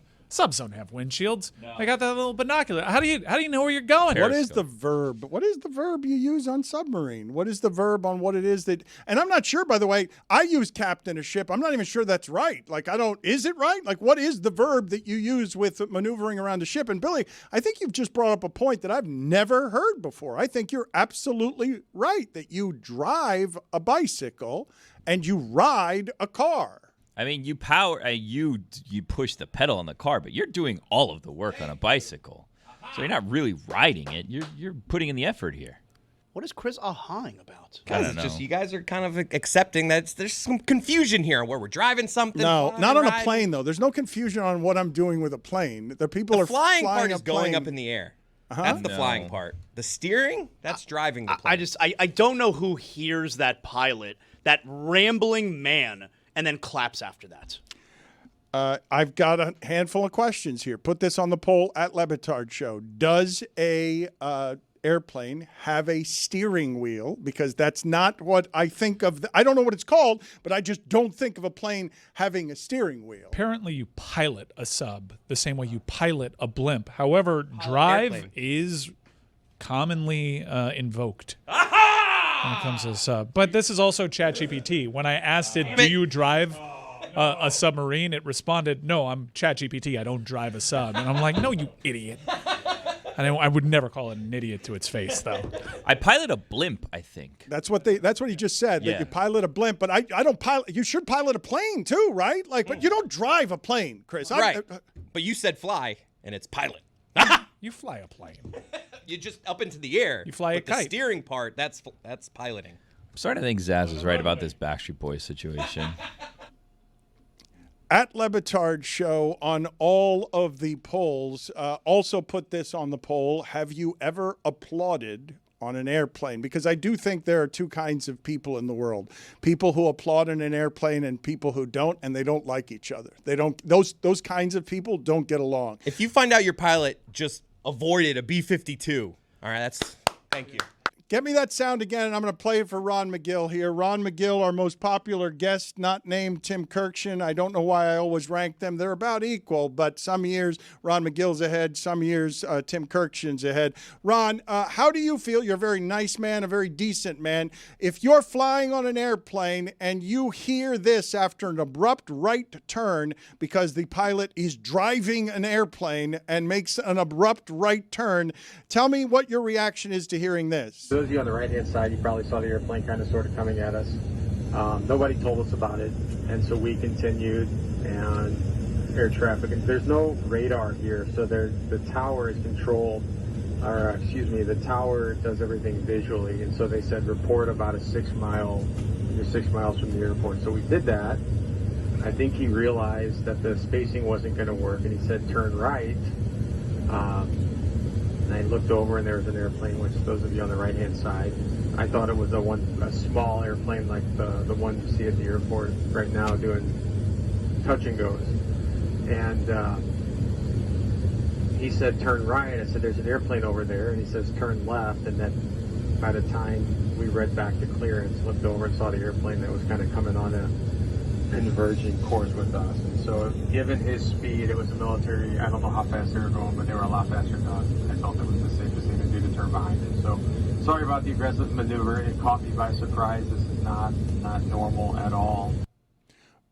Ron, what would you want your pilot doing immediately after an abrupt right? I'd want him to get me to the ground because I don't feel it's that safe to fly anymore. What the hell's going on there? I mean, that's very unsettling to hear that. But having said that, I mean, I appreciate the explanation. I think it was a little long-winded. I think, yeah, I'm not very happy being in that plane. Would you prefer Would you prefer an explanation or no explanation? Would you prefer that explanation or no explanation? Just silence. After the abrupt right. No, I prefer some explanation. I don't want abrupt silence. I don't want silence. I prefer, but I don't need that kind of detail. Like, oh, there's a B-52 plane coming at me, and we had to avoid the plane because he didn't see us, and there's no radar up here, and nobody knows, and nobody let us know what was happening. I don't need all that information because that's not making me feel very secure in the plane. I would just say, listen, we came across an unexpected occurrence, and that was just to make our flight safer. Yep, that's all I need to hear. That's it. That's all that needs to be said. I don't need to hear from a rambling man who is telling me that I am flying in the blind with no radar. I agree with that. At the end, he also said it's not normal, and I didn't know if that means it is normal or if he was stuttering when he said negative. Not. It was very confusing. There were a number of things in there that really made me question basically all of his competence, including not being able to explain what was happening with the tower. He's not a public speaker. And he totally destroyed my confidence. He totally destroyed my confidence to fly. I would never want to hear a pilot tell me, oh, there's no radar up here, so we're kind of flying blind. Who says that? Chris Cote, just so you know, he was literally speaking into a public speaker. That's what he was doing. And he was doing so very poorly and horrifying the people who were flying, who, if they were nervous, were not soothed. Everything became worse after that. Let's play some videos here from the animal kingdom for Ron Magill, as we do every week around here. And I will remind you that the audience here is the single greatest contributor to Zoo Miami's substantive endowment. I should say Ron Magill's substantive endowment as part of the work that he does beyond Zoo Miami. And so if you want to help Ron Magill and all the help that he gives the animals without any bureaucracy, any people in the way, you can find very easily Ron Magill's substantive endowment on the internet. You remain the greatest contributor to this that there has ever been. Let's play the first video here of a sea turtle, and I want you to explain to me what this sea turtle is doing here, Ron. I don't know what it's doing. Perhaps you can explain to us, as bubbles emerge from its mouth, what the sea turtle is doing. It's relaxing. It's resting. It's common. They just release small amounts of air as it's resting to help not just with buoyancy, but it's just relaxing. It's just releasing air that had accumulated, when it went down to dive. But that's a very common thing with a sea turtle kind of, I don't want to say sleeping because they have to breathe air, so he's going to go back up to get air eventually. But it's just the slow release of air in his lungs while he's relaxing on the ocean floor there. You ever just very common. You don't ever just relax when you can't breathe? I do it all the time. Sea turtles have a different respiratory system than we do, Chris, and they're able to stay underwater for a significantly longer amount of time because that's where they live. Give us the best fact you can about the sea turtle, your favorite sea turtle fact. The fact is that a sea turtle can hatch out on a beach, swim out of that beach, and for the next 20 to 30 years, swim literally around the world, okay? And when it becomes sexually mature, that sea turtle will go back to the same beach that it hatched out 20 to 30 years ago to lay its own eggs. That is pretty unbelievable to think about that. Think about it. If you were born, Dan, let's say you were born at a hospital down here at, Jackson Memorial Hospital, and 30 years later you live in India, in Africa, or whatever, and you say, you know what? Well, assuming you're a female, you're going to have a baby. I'm going to go have a baby back, but never having been there except for the time you were born and left and know how to get back there. First of all, how would you know how to get back there without, any kind of navigation equipment anyway? These turtles can find the same beach they hatched out of 20 to 30 years later, having never been there within those 20 to 30 years, just to go back and lay their eggs. There's got to be like 1% though. That's just like, God, where did I make that left turn? And like asking for. Chris, I'm sure there is a very tiny percentage that is not able to do that. But the fact of the matter is the normal sea turtle can do that. The navigation is unbelievable to think about.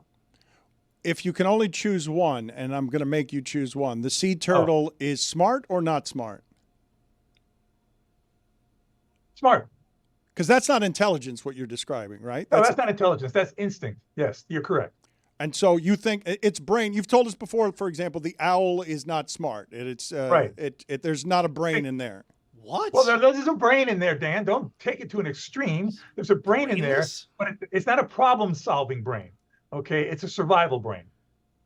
But it's not smart. Were you reacting to it, my saying it didn't have a brain? I was reacting to the idea of if you opened up an owl's head, there's no brain. Okay, but it's not smart. That's exactly what Dan said. It is what I said. Okay, but I think most people are surprised that the owl is not smart. The owl has a reputation for being wise. I don't think. Absolutely. It's one of those big misconceptions of nature. You know, it started with wise potato chips. What's their logo? The owl.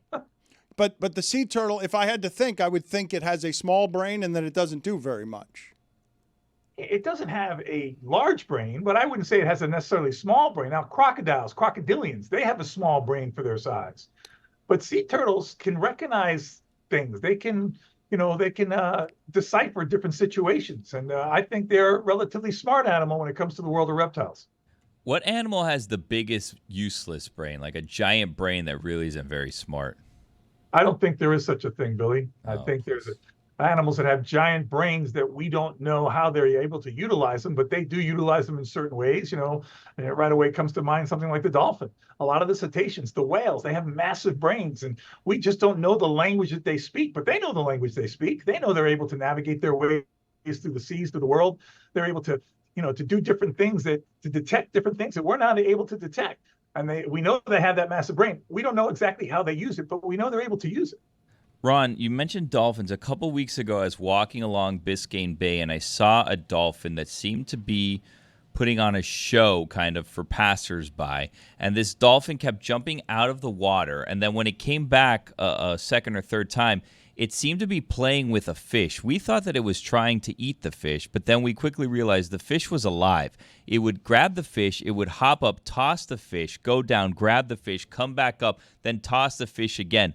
Was it playing? Was it hunting? How traumatized was this fish? What was going on? You also thought the fish might be too big, right? That it couldn't actually do anything with the size of the fish. Yeah, well, listen, there's no question it was probably playing. There's no question that the fish was traumatized, but that's nature. Dolphins are incredibly intelligent, and I wouldn't be surprised if that dolphin was doing this close to shore just to put on a show as well. I think dolphins are aware sometimes when they have an audience, so to speak. We have dolphins that often will follow boats, fishing boats. They'll navigate right next to them, put on all kinds of, jumps and twirls and turns and all kinds of neat stuff. Dolphins definitely enjoy themselves. They play. Like many animals, they do know how to play. They do enjoy playing. Is there any animal that enjoys playing above all other animals? Like, is there a number one ranked player in the animal kingdom? I can't say there's a number one ranked player. I guess the more intelligent the animal, the more playful it tends to be. And of course, that goes everywhere from the cetaceans to the primates, the great apes. But, elephants, God, we see elephants play tremendously in all kinds of situations. So all these animals do have the ability. Bears will play quite a bit also when they're socializing. Roy, are you shaking your head because any stray sound that isn't a perfect sound is, to your career, a blasphemous indictment of doing anything well? That's when my emails come in, guys. I'm sorry. You are right, Ron. That is your email sound. That's your computer sounds. And yeah, I'm sorry, Roy. Something I can't control. I'm not technologically savvy to turn that stuff off. They just keep coming in. I'm sorry. Ron, why can't animals organize sports leagues and have teams that they watch play? If they like playing so much, why can't they have professional animal sports leagues? Or really sports that they invent on their own? I think they do play sometimes in team ways. I've seen, troops of chimpanzees gather together and have different teams. I've seen things with meerkats getting little kind of cliques within their mobs. So, their team sport may not be the same as our team sport. I don't think they have gambling or anything like that. Well, they don't have jerseys or anything like that. So you never know if they're playing a sport or if they're just walking around handling their, business. Well, maybe they are keen enough to decipher one another without the need of a jersey. Just their sight smell is so distinctive, and their senses are so keen that they don't need that because their senses tell them who's on what team. Whereas we need that because our senses have been dulled over so many years of just pouring ourselves with colognes and perfumes and soaps and all that other stuff to disguise what we really smell like. Dan, would you like to apologize to Roy? I wasn't questioning Roy. I was asking if Roy was upset because that sound was upsetting to him. It's awfully convenient. That sounded like you were blaming Roy. Did it? Yeah, two words that are very powerful today. I'm sorry. Wait a minute, though. You know that's Ron. It's always been Ron. Just say I'm sorry. There goes again. Sorry. Look at that. See, Ron could do it. Roy, stop doing that. I'm sorry, Dan. Let's play another video for Ron here of a pelican. You tell me, Ron, what this pelican is doing. I don't understand what this pelican is doing. Thermoregulating. What? Thermoregulating. It's kind of cooling off or heating up, depending on what the situation is. You see that skin all around the bill there? That releases and takes in heat. It's like when crocodilians, you'll see alligators open their mouth and keep their mouth open. Crocodiles, same thing. They're thermoregulating. They're trying to birds don't perspire, so they have to release heat in other ways. And that's one way the pelicans can do it. It's like a dog panting, for that matter. Put it on the poll, please, Juju, at Le Batard Show. Is thermoregulating a word? Because Zaslow is saying that it is not a word. 100% no. Wow. He's saying that is not one word. Is it two words? Is it hyphenated? Is it? I don't. He's saying Zaslow's saying it could be hyphenated, but it is a word. It is a term that is commonly used in science. That's your truth. Ron Magill joins us every week with his truth. We are grateful for all of his work in the animal kingdom. Let's play a third video for him. Also put on the poll, by the way, did that pelican look like Rob Ryan at Le Batard Show? I have another video for you here of a lioness. Oh, yeah. There you go. Yeah. There you go. That tells you who wears the pants in that family. The male gets beat up by the woman. The male lion is... There you go. Yeah. You know what happened there? That male was looking for some nookie, and she wasn't about to give it up. Really? And I tell people all the time, females run the show when it comes to sex in the animal kingdom. You may think that male's strong. You may think he's the powerful one. But at the end of the day, she runs that show. And she's letting him know, not now. And no means no in the animal kingdom. That lion is scared. Of course he's scared. You don't... Zazo, are you married? Do you have a significant other? What's your deal? Yeah. You ever have that significant other really, really get mad? Yeah, but like I wasn't scared. Yeah, you were. If you weren't, you need to be. I was scared the first time I saw my wife there you go. angry. Yeah, I didn't want to do that again. Well, there you go. I get scared. I know when she's really angry, I'm scared. I just didn't recognize. Was it the cupcake that Jessica stole? How'd you know? Lions, not sheep.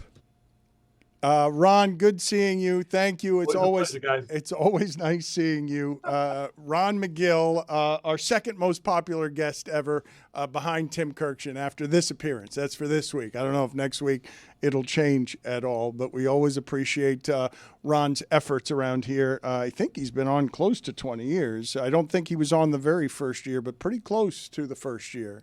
And we don't run out of questions. And while we repeat some of the questions, we don't run out of questions. The curiosity is something that never ends. The knowledge is something that appears to never end.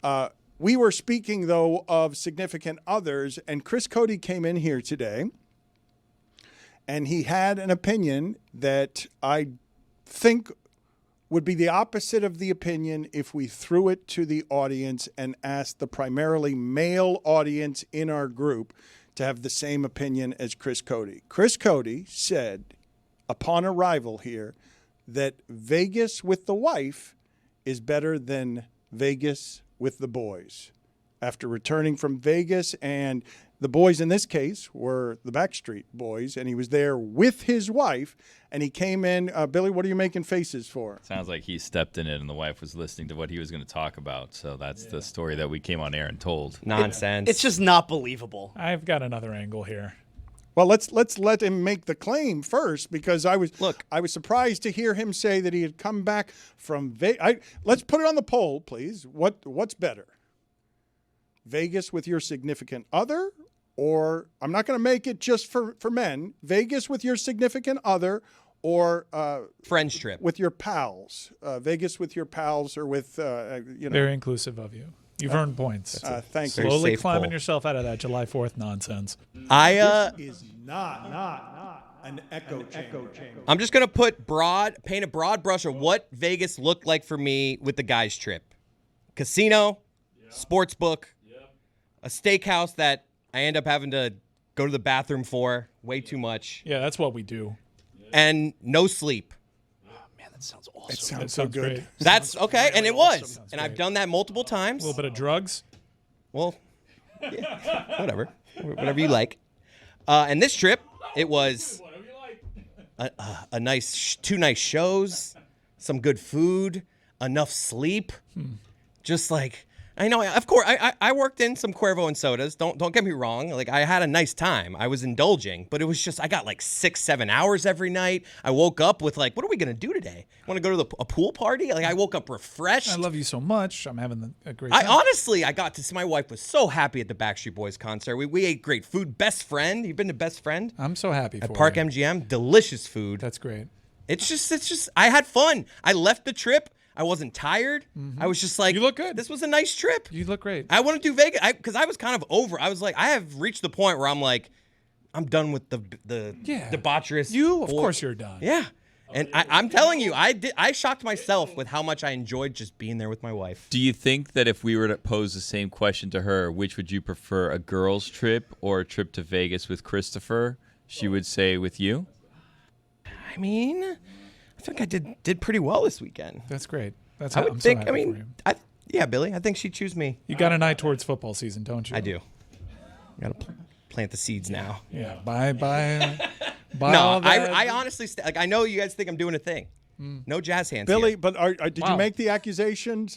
Did you make? I've made no accusations. No, whatever your theory was, did you file whatever your theory was on why it is that Chris is saying this? You don't believe No, him. it's his truth. It's his truth. Okay, but so you don't have a theory. He's not currying favor with a loved one before football season takes him away. Or he did something bad. So I'm just kind of done with the stumbling back to my hotel at 5:30 and like I gotta be up at 9. Done with awesome Tell you nights, what, huh? I'll make you a bet. You're not done with it. He's not done with it at all. I didn't do it on this trip, and I was like, "This is nice." Yeah, You're telling me the occasionally. next guys trip you go on to Vegas, it's gonna be like 1 a.m. drinks, bottles are popping. Maybe you're in the the adult gentlemen's club, and you're thinking, what would be better? I was just here with my wife.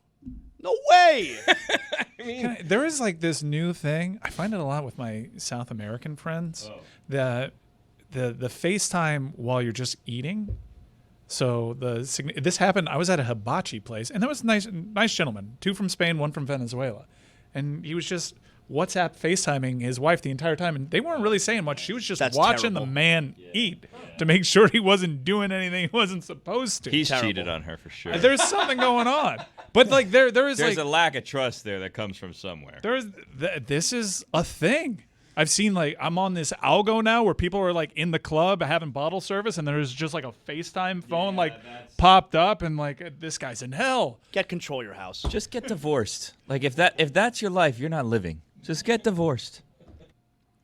Zaz, I've been very pro premature early signs. Just get divorced. Why are you going to drag it out? This is clearly not a relationship that's going to last. It's not working out. Just do it. I told my wife a long time ago, if we ever get to a place where you want to do this couples counseling, end it.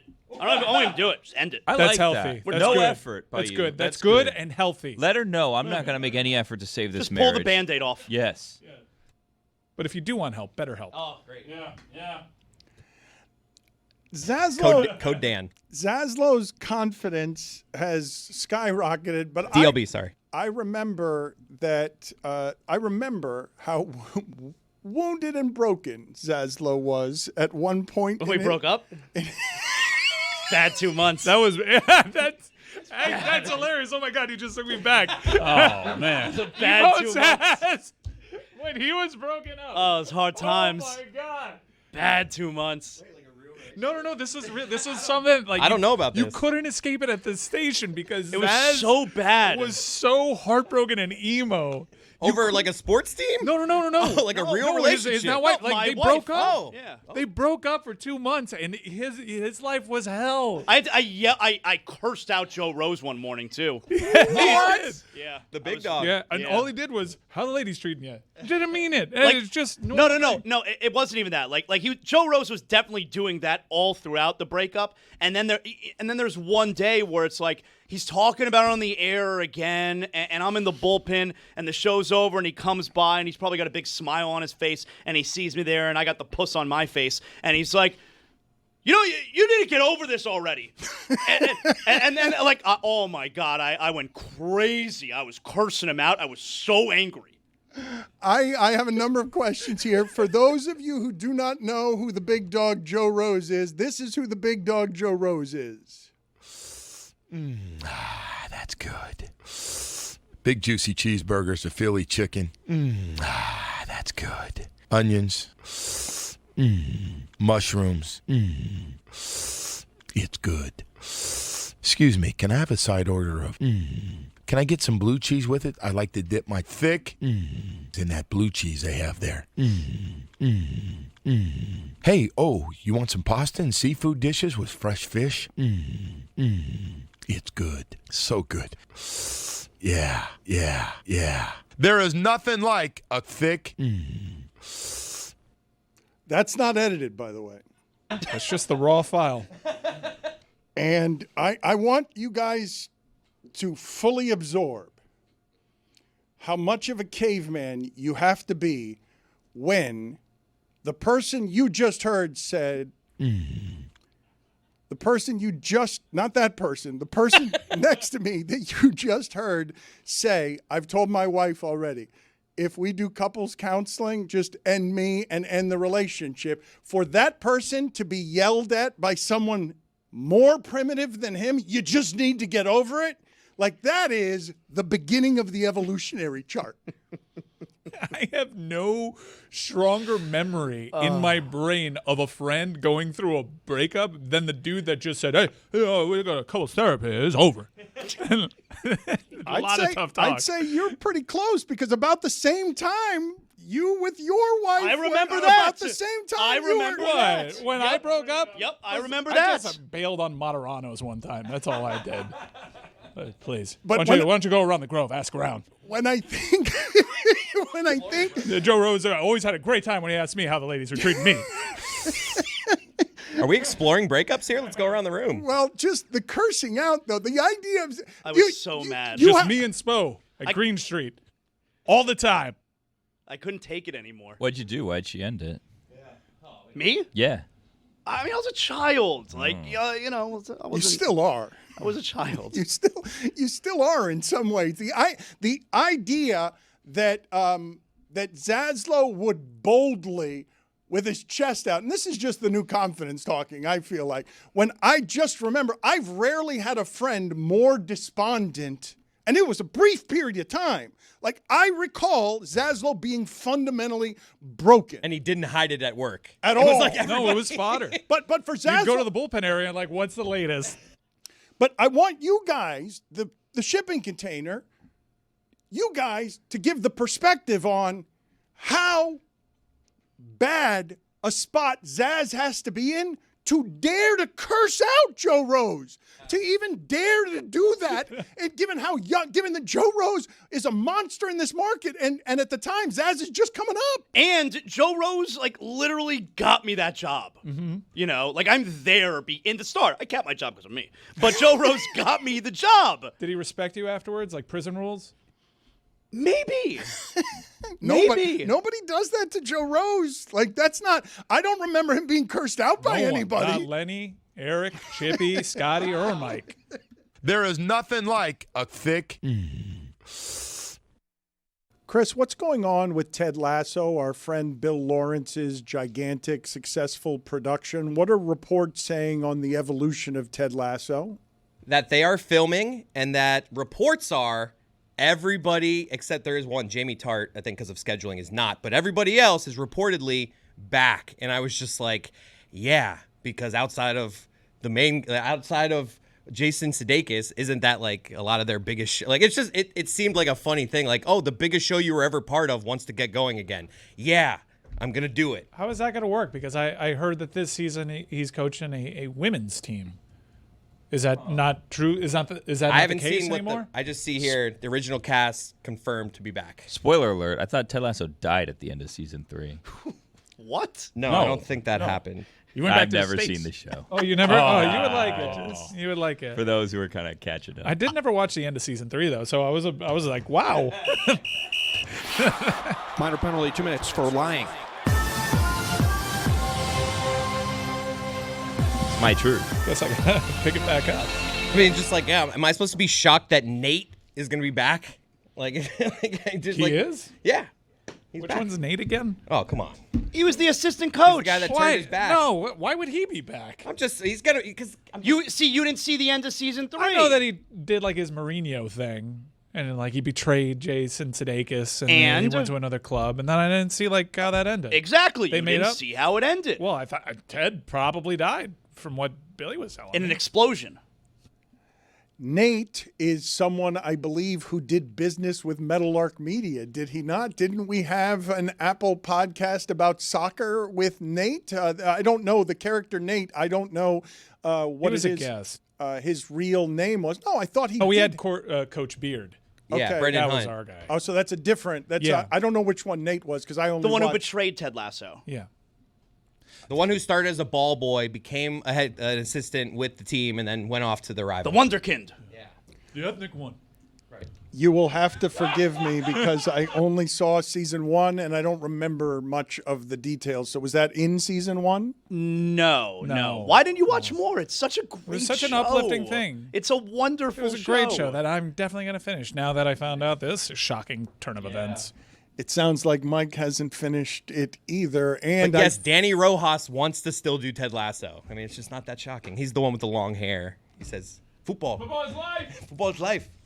I feel really guilty about making that admission. Bill Lawrence is a fan of our show. I just learned now from Zaslow because New Kids on the Block, and forgive me, a member of New Kids on the Block whose name I my don't friend Danny. remember. Yeah, Danny Wood. Danny Wood. He reacted immediately to Zaslow saying what he said before we'd posted anything because evidently at least one of the New Kids on the Block watches the show Loves live. the show. And somehow you just offended him again. Yeah, well, I mean, yeah. Thank you, one of you. I mean, I'm sorry. I can't name any of the old men who on the block. Whoa. Hey, now, one of them, come on. I'll have you know, is a Wahlberg. Oh. All right. Which one? Donnie? Okay, yeah. Don't give him that. I wanted to see him try to find it. Oh, Oh, sorry. He's on my phone. Is he? Oh, wait a minute. I got to do this to myself, I think. That's terrible thing to do. Probably FaceTime him. What is he in your phone as? Do you want me to FaceTime him? Because Are you that close? no, the only reason I have this telephone number is out of nowhere. He called me to tell me that he loved the Mike Tyson, the one of the two Art of Conversation. That's incredible.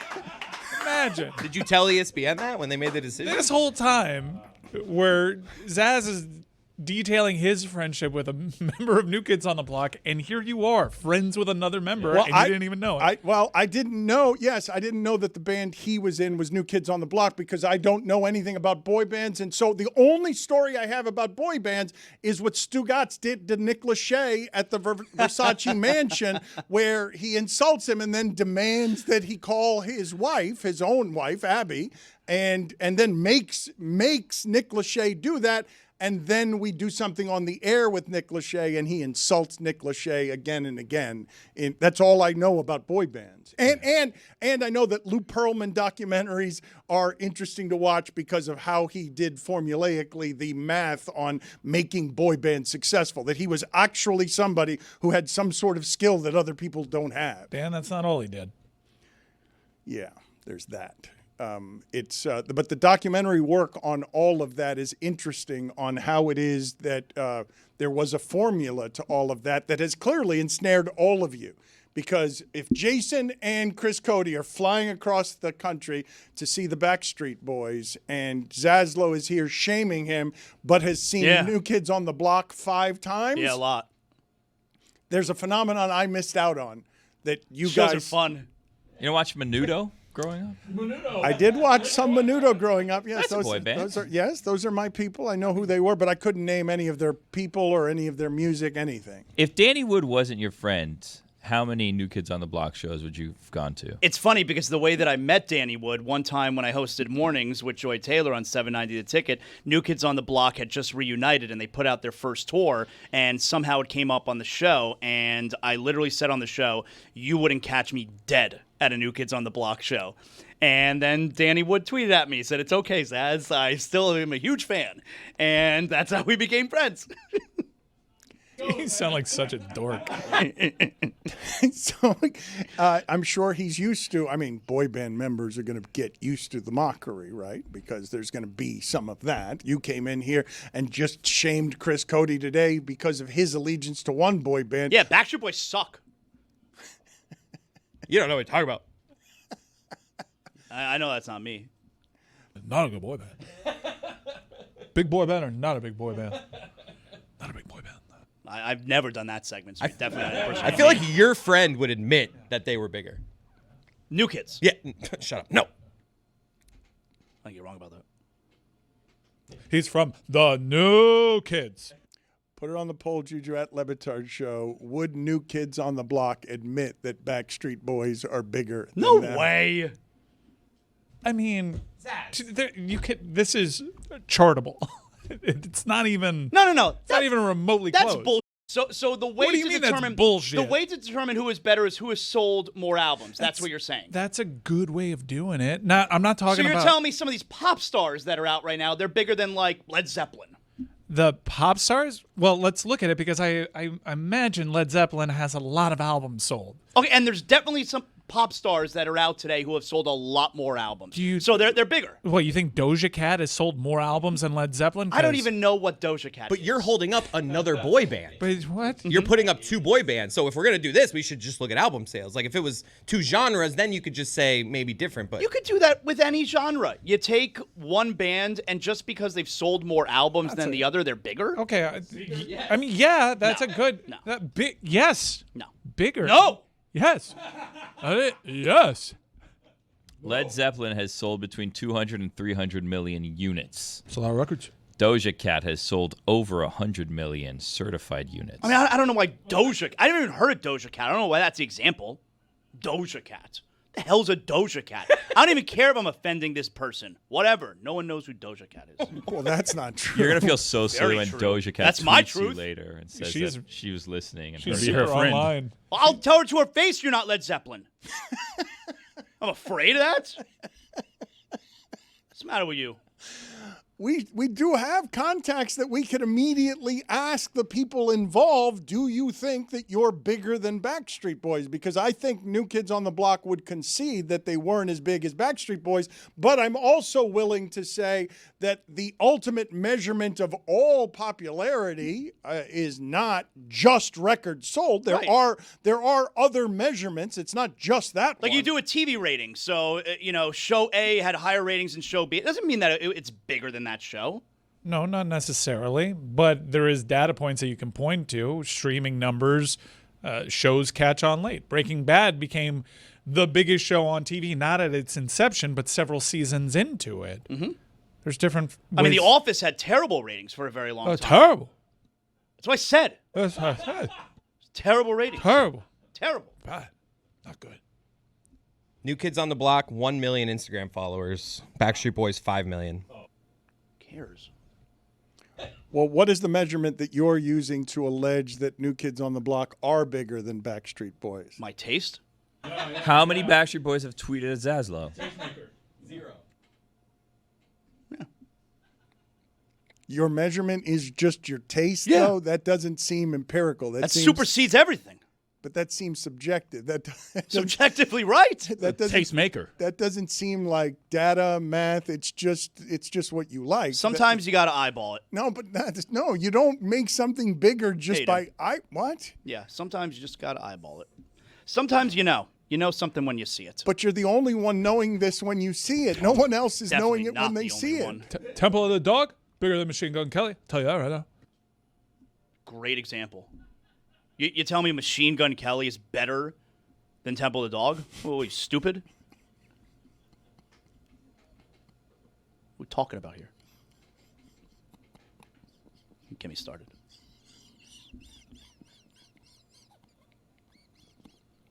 Ridiculous. I haven't seen you this mad since you cursed out Joe Rose. Have they offended you? Because I am admittedly ignorant about what we're talking about, but I believe my taste is representative of what America would say about this conversation that we're having, which is the Backstreet Boys are more historically resonant than New Kids on the Block. The Backstreet Boys, I think of them as the biggest form of this. You might say NSYNC is bigger, and I wouldn't have any idea, but I thought it was NSYNC and Backstreet Boys, and then whatever's third is going to be It's going to have Nick Lachey in it, but it's going to be a little further away. That the bronze medalist, this race is a photo finish at the tape, and we're going to have to rewind it. And the person running in the back pulled a hamstring. You broke it down. You nailed it. I will give you a data point right now. Are we saying bigger right now? Bigger right now because New Kids on the Block, the nostalgia helps them. We're talking overall. Okay. But I mean, shoot, New Kids on the Block is playing sold-out stadiums. You know, But No, they're not not. the Sphere. They're not. They're not. In fact, both these acts right now are presently playing Las Vegas residencies. Backstreet Boys are at the Sphere, and New Kids on the Block are at the MGM. Yeah, but they're doing a Backstreet's doing a residency. This is a 2-month one, but they were, I think, at Planet Hollywood doing a longer one. That this one, they're like, oh, we want to be at the Sphere, so they're doing both. Well, it's the anniversary of Millennium. I don't know what that means. Billy, would you do me the favor of looking up for me what is the host, what is the name of the show that I just saw Donnie Wahlberg on with someone I didn't know Wahlburgers. I just cooked Wahlburgers last night. Really? Burgers are good.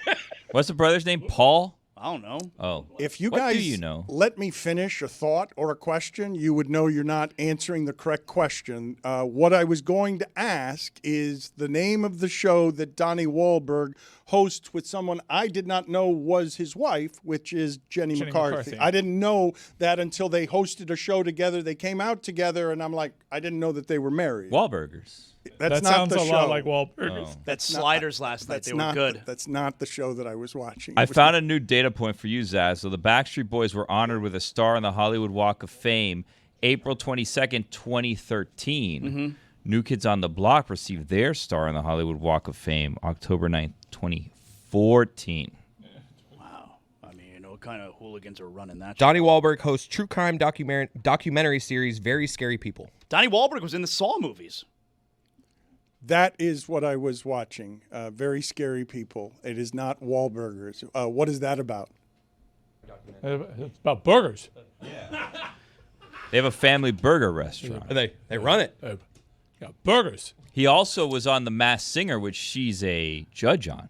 So maybe you were watching Masked Singer if it was scary. Wait, he was one of the people under a mask, and she was trying to guess who it was? And she, spoiler alert, didn't guess her own husband's voice. I don't understand that show. They're supposed to guess. It's pretty complicated. Like they do a performance, and then they're supposed to guess who it was. Could literally be anyone in the world. How do you guess who it is? Celebrities. It's only celebrities. There's more than a few. There's a lot of celebrities. There's clues. They give you clues. They're like, I hit 3 home runs in a high school baseball game. Are you wrong, Gant? And then they're like, no. Would never watch that show. But it would be like if it was Ron Gant, it'd be like one of my favorite colors is red. So they like throw a look because he was a red. Yeah, I used to shake balls with Ray Langford. Yeah. And like Mr. Chow then guesses who it is. Well, they never get it. They never guess it because they don't want to ruin it. So they're always like kind of close. They're like, it must be a professional baseball player, but I just don't know. Stupid show. Brian Jordon was there. Billy, you're Can you fill me in? going to just accept Billy, like to your face. He continues to say again and again that Masked Singer is a stupid show. That's your show, and you're just eating it like again and I again. don't care what this guy thinks about anything. I told you that earlier today. He can whatever. He's wearing a Bret Hart shirt. What are we doing? That's right. We hate Bret Hart. Excellent execution. Yep. Best there was. You're going to 2 nights of wrestling? I'm going to SummerSlam Night 1 and SummerSlam Night 2. Yes, it's in less than 2 weeks. Are you taking your kid that ran away from home? No, I'm going by myself. I don't know. That's what he did. I'm taking one of my sons, not that one. Have you considered taking your wife? Like Chris Cote had a great time. Why one? Because the older one, no, it's just a trip for me and my younger son. He grew up and he's like, I don't like wrestling anymore. I would, you know what? That may or may not be true. Whatever his loss. I would take my wife, okay, but based on her reaction when I'm watching Monday Night Raw, and I say, "Hey Tam, come sit down." Cody Rhodes is entering the ring, and then she scoffs and runs away. I don't think that she's really. Dude, try it with Backstreet Boys, Mike. Fist me. I'll fist you right now. American Nightmare. I have never seen Billy as happy as he just was when he said to your face, "She broke up with you," and then applauded himself.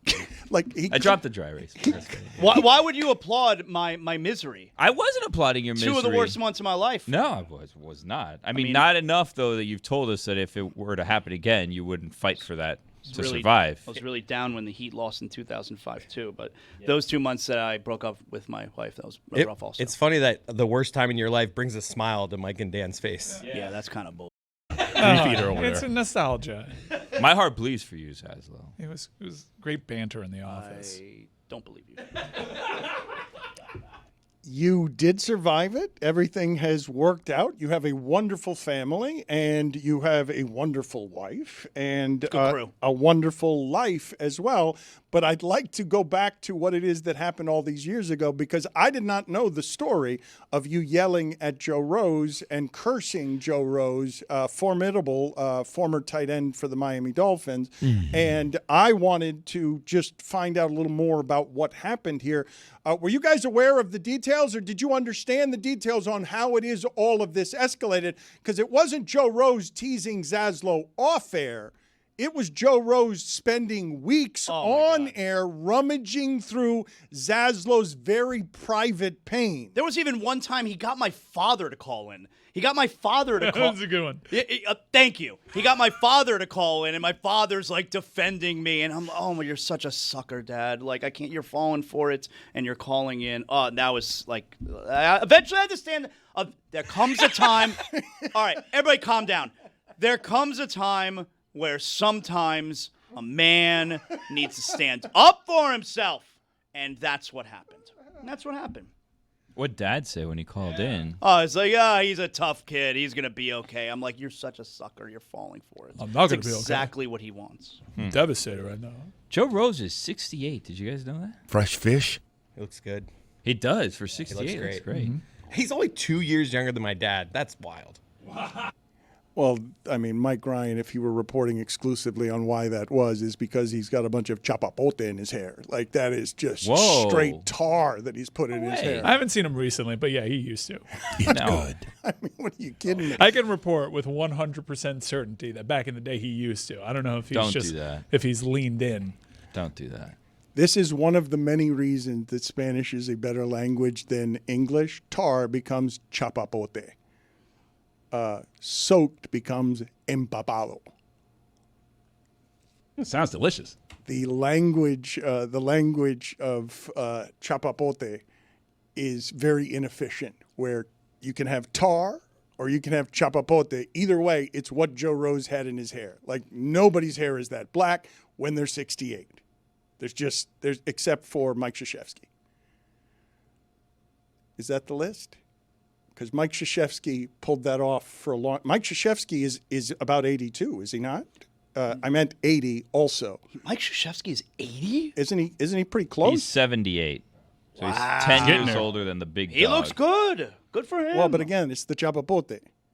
It's because that hair, like your dad, Chris, the other day looked much younger. Let's get that text again from yesterday that Greg Cote shared with us. I don't know if you've seen this, Chris, because he came in here yesterday with a shaved mustache. He was working the Colbert mustache for a while.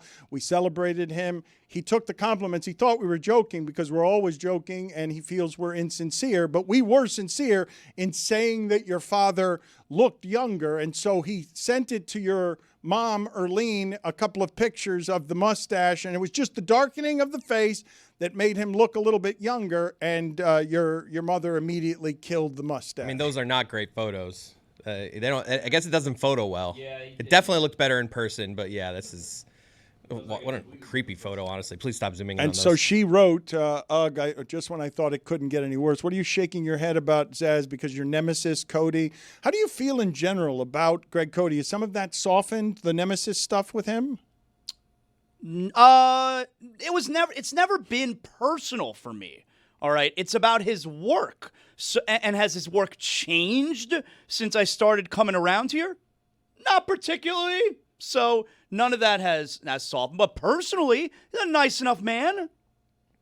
Well, but I would say that if you're questioning how good someone's work is and they take pride in their work, it immediately becomes personal. Hold on, you've never had a friend who you're like, wow, they're really at their job? That seems personal to me. Like, if I'm making that complaint publicly, as you just did. No, I didn't say that about Greg Cote. I'm laying a scenario in front of you. I don't know that it's not how you feel about. I certainly don't think Cote is. at his job. That's a ridiculous thing to say. Which one of the jobs? He's been a columnist here for many years, all right? So certainly I'm not saying that. Do I like his columns all the time? I'm going to go on the no, all right? But he's a nice man. I've enjoyed getting to know him a little bit. What's wrong with that? There's nothing wrong with that. I would just say that as a matter of nuance, that what you think is not personal, some other people might take as personal. That's how people get insulted. Your line isn't everyone's line. And I will tell you, it should be. I will tell you that if he heard this, my guess, I don't know how his son feels about this. My dad's a big fan of Zaslow 2.0, so. I'll tell you something. I think my comments a couple of weeks ago. I was being sarcastic. I think, well, that's not nice. Well, just hold on a second. Let me do this again because it's been an outbreak here. Minor penalty, 2 minutes for lying. I will tell you, I think my comments a couple weeks ago thinking that it's crazy that people are waking up in the morning and they're immediately checking out the new episode of the Greg Cote Show podcast featuring Greg Cote. Wait. I may have been wrong because I've gotten a lot of messages from people saying I just woke up today. I'm already listening to Greg Cote Show. I may be wrong about that. I will say that people who love Greg Cote will love that podcast even more because it is such a funny, different thing to see the relationship that Chris and Yeti have with Greg Cote. It's unlike I think I was wrong. It's unlike anything that I have seen. If you love Greg Cote, I find myself, my wife came in the other day. This may have been the time with the anger that scared me. She came in the other day and could not believe that I was just sitting there giggling at a YouTube video of Chris and Yeti making fun of Greg and Greg being despistado, just totally confused. I was really enjoying how crudely the art was put on Greg Cote's show because they're doing a low-budget production because it's just the three of them trying to put together whatever it is that they can put together against a man who's not built for the modern age. He's just wildly confused by an assortment of different things that always make it seem like he's got bees he can't see in his face and in his hair, and he's trying to swat them away in a delirium. I want... Dan, we are closing a loop. We have found out what Jimbo Fisher is up to. Uh-oh. He, today, at ACC Media Day, debuted with ACC Huddle on the ACC Network. Oh, snap! I want to reiterate, I do not think Greg Cote is at his job. That's a stupid and not nice thing to say, and obviously accurate. So I don't want him to think that, because that is not true, and that is not nice. Minor penalty, 2 minutes, asshole. All right. This is like a jump ball. I had no idea who that one was for. Jimbo Fisher, it's a stunner that not the news that you just broke, but that we had ACC Media Day, and the first coach we talked about from ACC Media Day was Jimbo Fisher, because Belichick has to be doing something today, right? Right. I do. NFL teams have their form of Media Day. I imagine if the Patriots did, they very much controlled the message, as the Belichick way did. I mean, Belichick is there, and everybody that is in the ACC network of affiliates and beat writers, the 247s, the on-3s, everyone can go there and ask questions of Bill Belichick.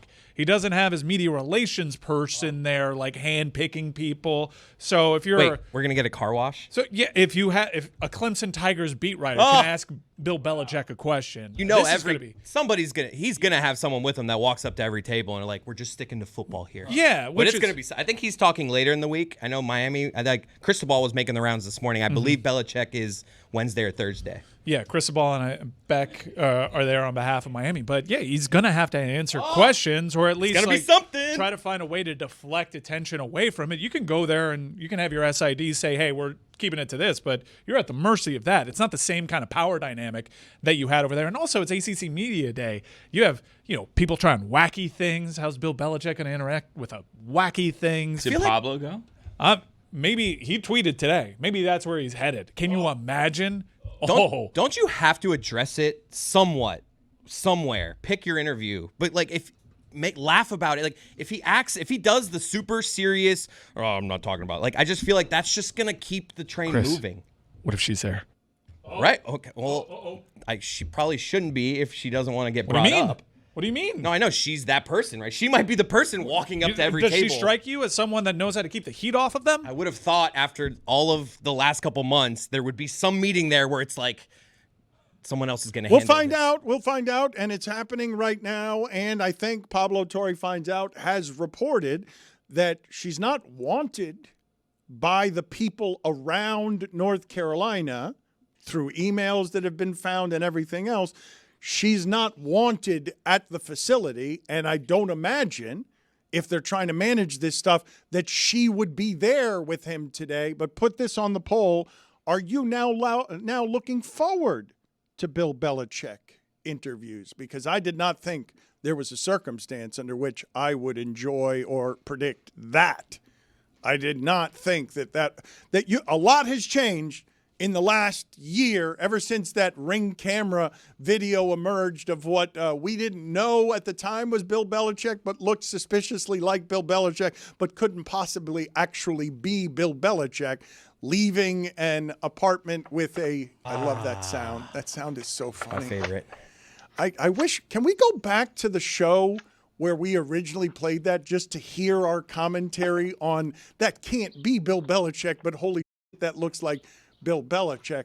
I will tell you, I often leave my apartment like that and go outside and walk the dog shirtless like that. So there can be camera footage of me somewhere, not unlike that people are saying. Pretty much exactly like that. Yeah, that people are saying too. That might be much Dan younger. Le Batard, Prize on your arm too, like conquering hero, feeling good about yourself. Yeah. That gives you off conquering hero to you? Oh, he conquered that night. But that video didn't give off conquering hero. Sometimes that's what that looks like, Dan. I wanted to ask you guys about news from yesterday, and this is a bit awkward, and you can continue to play that sound behind me. It'll be funny, just the creaking of Bill Belichick emerging from a shitty Airbnb.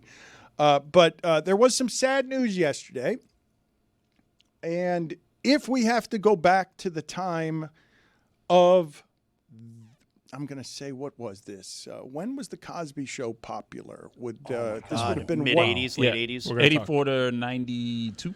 Yeah, it's crazy. Just by the way, real quick, UNC going to be there on Thursday, so we'll get our answers to our questions then. Thank you. But I just want, before recent developments, what I had often thought was one of the biggest Greek tragedies in the history of sitcom television is just the story of all the people involved later in life with Different Strokes. The show Different Strokes ended up being a whole lot of actors succumbing to addiction or death or just a great deal of awful. In retrospect, the Bill Cosby Show was not just a phenomenon and the number one show on television for a long time, but that show was one of the last places where you'll find the sitcom dad. The sitcom dad basically died after that show. I mean, you'll still find it in Modern Family in a few places, but not very many after that. And then yesterday, and not only that, but in plain sight, Bill Cosby was running a gynecology office out of the basement of his house. And then you learned everything you learned later about Bill Cosby, including that in interviews with Larry King, he was basically telling on himself about, I kind of put things in drinks. But to hear yesterday the news that Malcolm Jamal Warner had died at the age of 54 by drowning, I don't know how much you guys feel some of these celebrity deaths and how much they bring up for you some kind of personal thing that makes you feel sadness and changes what could be a lovely childhood experience. But that show now has for me some connotations that come with sadness instead of happiness. And I can't say it for a lot of shows in the history of television that reach through spend time in your living room, and then develop an intimacy in entertainment that I think is harder to come by now because audiences are so fractured that you don't have all of America watching one thing and talking about it. Whatever the numbers were on The Cosby Show, I'm guessing bigger than any numbers that are even possible today. I'm guessing that if I look at past numbers from a different time in entertainment, that it's not even possible to do anymore what The Cosby Show did, even though we have more ways of being connected to streaming and television and entertainment than we have ever had. This is crazy. During its peak, number one show on television, 33.7 million viewers per episode. Unbelievable. Had the number one spot for 5 consecutive seasons. Wow. So Colbert, so you know, highest rated show on late night television, 2.5 million people as the highest rated show. So the idea that in prime time, 33 million people. That was an average, by the way. Its peak, there were certain episodes that crossed 60 million people watching. Wow. It's not even possible anymore, right? No. Like, there's just... no, Super Bowls don't come close to that. No, I think Super Bowls are better than that. You're probably right. Let me check that. Super Bowls, I think, are better than that. But Super Bowls go into the 100 millions, I think. There's too many channels. Like, a show will never do that. Never come close to it. Well, can we find out, though, like, what the closest thing existing right now to that is? Like, what would be the closest thing in It was probably something like The Walking Dead. Wasn't that, like, a monster for a while? Yeah, the most recent Super Bowl had 127.7 million. So it's double The Cosby Show. But wasn't Yellowstone some sort of great achievement? Wasn't that the number? After Walking Dead, are all these numbers going down? Are all, like, if I say over the last 40 years, number one show in television, will the numbers on that just be a chart that goes straight down? Yeah, my guess is, like, the highest rated of, like, the last 20 years maybe gets close to 10, maybe. The biggest show on TV last week had 4.8 million viewers. It was America's Got Talent. Wow. Holy. So the best you can do this time in this is not peak season television, though, is less than 5 million people per episode. Not peak season. Let me find out. Like, I'm sure there's an NCIS in here somewhere. You can also change the way that you report things. So, like, in the first half of 2025, Bluey was the most viewed TV show with 25.1 billion minutes viewed. Yeah, man.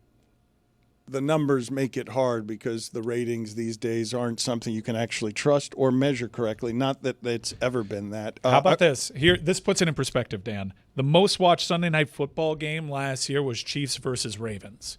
You honestly could probably measure how many things are being viewed more accurately now than you could back then. How many people do you think watch Chiefs Ravens? Low on teens. Sunday night?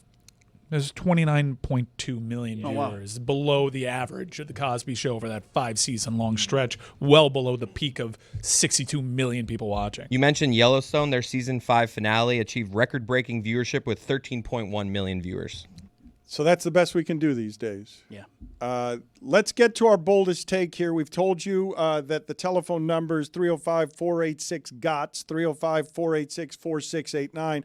I've also told you that this has hit a rough patch and has gotten a little more terrible after you guys promised me that the callers were being competitive and great. Let's see what the boldest take stuff is this week. The Boost Mobile boldest take is presented by Boost Mobile, the newest 5G network in the country. First time, long time. This is Dan from Rochester on a mobile. My bold take is that Danny DeVito is the greatest actor of our generation. I'll hang up and listen. Hey guys, this is Ross calling from the middle of nowhere. My hot take is what root beer is to soda, Whoppers are to candy. I'll hang up and listen. Mitch from Milwaukee on a car phone, limited fake college basketball announcer. 5'3" point guard from Alabama. Brendan calling from a landline, northern Michigan. I just had to get my power washer repaired because it got wet. I believe power washers should be allowed to get wet and still work, correct? Thank you. Hey guys, this is Michael on a mobile. The star of the BLT sandwich is the tomato, not the bacon. Thanks, I'll hang up and listen. Hey, it's Juan from the Bronx. Some advice for you out-of-towners when you're taking the train in the city. If somebody approaches you and tells you, "You good?" don't look at them in the eye. Take your phone out and mind your business. And now here's my limited fake Dominican Bane. Yo nací en la oscuridad, creada por ella. Yo no conocí la luz hasta que tenía como 17 años por ahí. Mama, mamagüevo. I'll hang up and listen. The season 3 premiere of The Masked Singer drew 23.7 million viewers. It was on right after the Super Bowl. It's not a stupid show. We led with that the next day, didn't we? Didn't we get in trouble? Yeah, well, it's a few too many people. Someone got a talking to. Can you take me through the history of that? I don't know what it is that happened there. You know what happened there. We started the day after the Super Bowl with The Masked Singer, and it was a funny way to start. Was there a lack of Super Bowl coverage at ESPN on that day?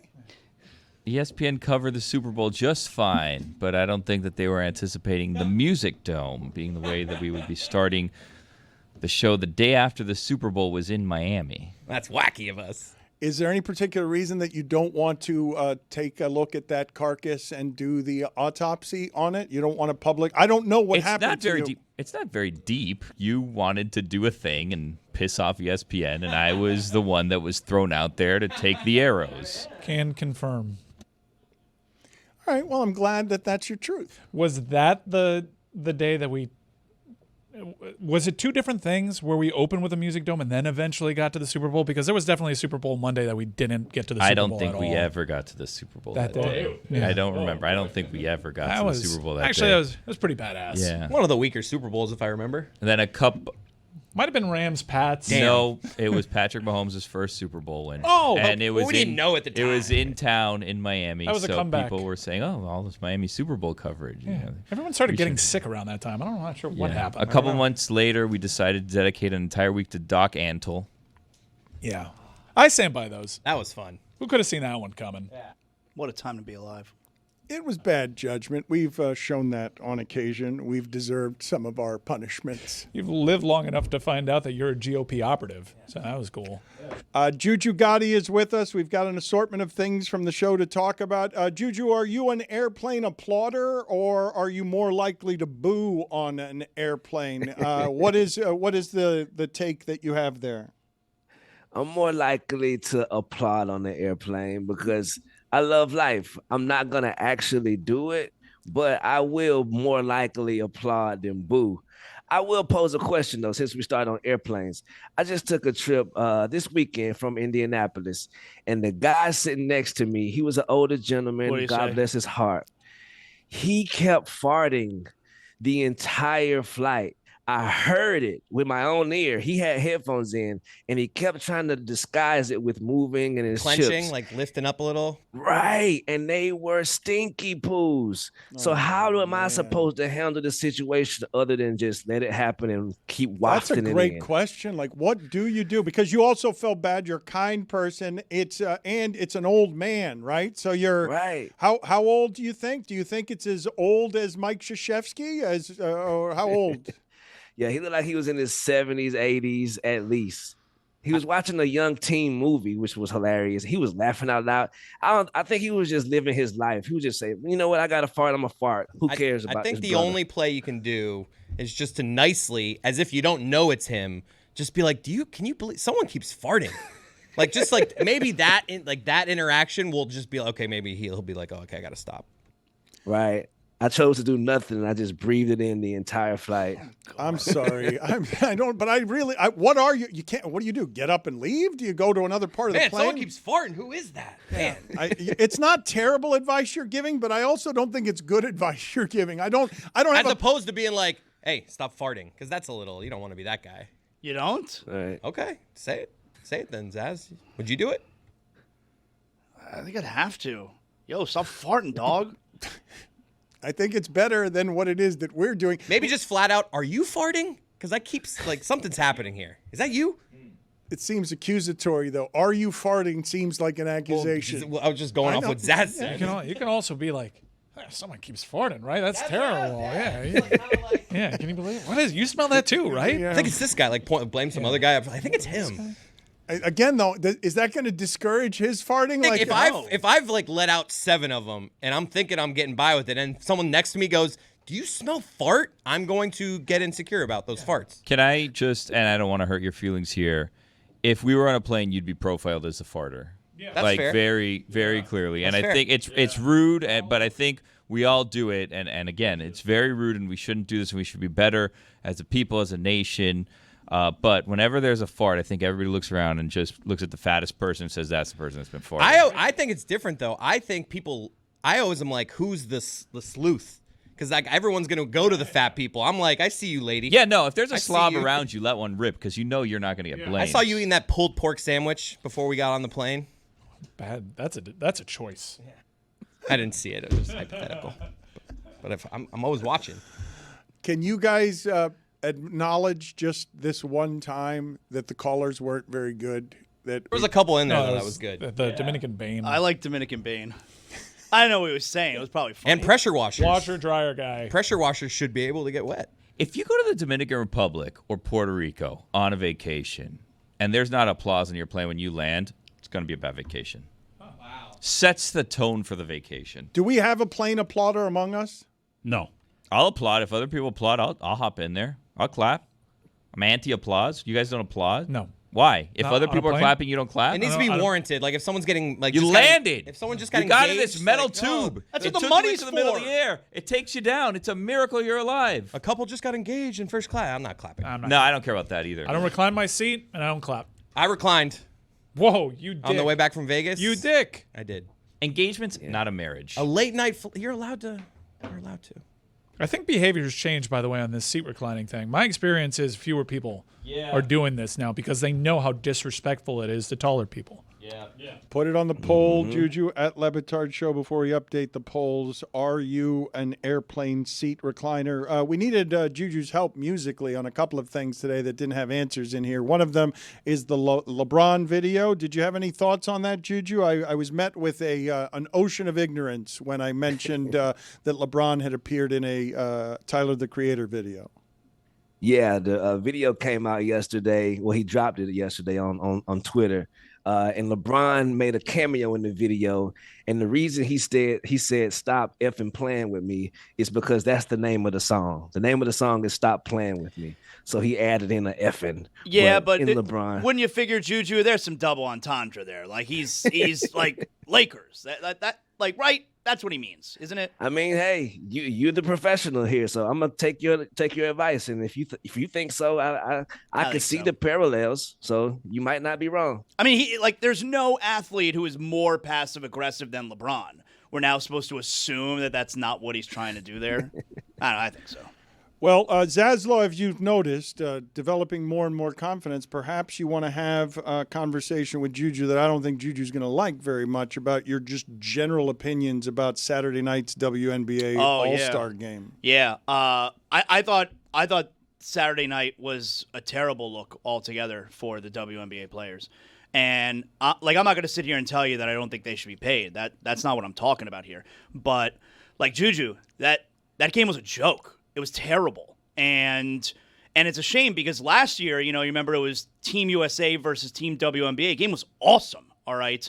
And we do this every year now with the NBA where the game's a joke and the players get criticized because they deserve it because people are paying good hard-earned money to go to the All-Star game.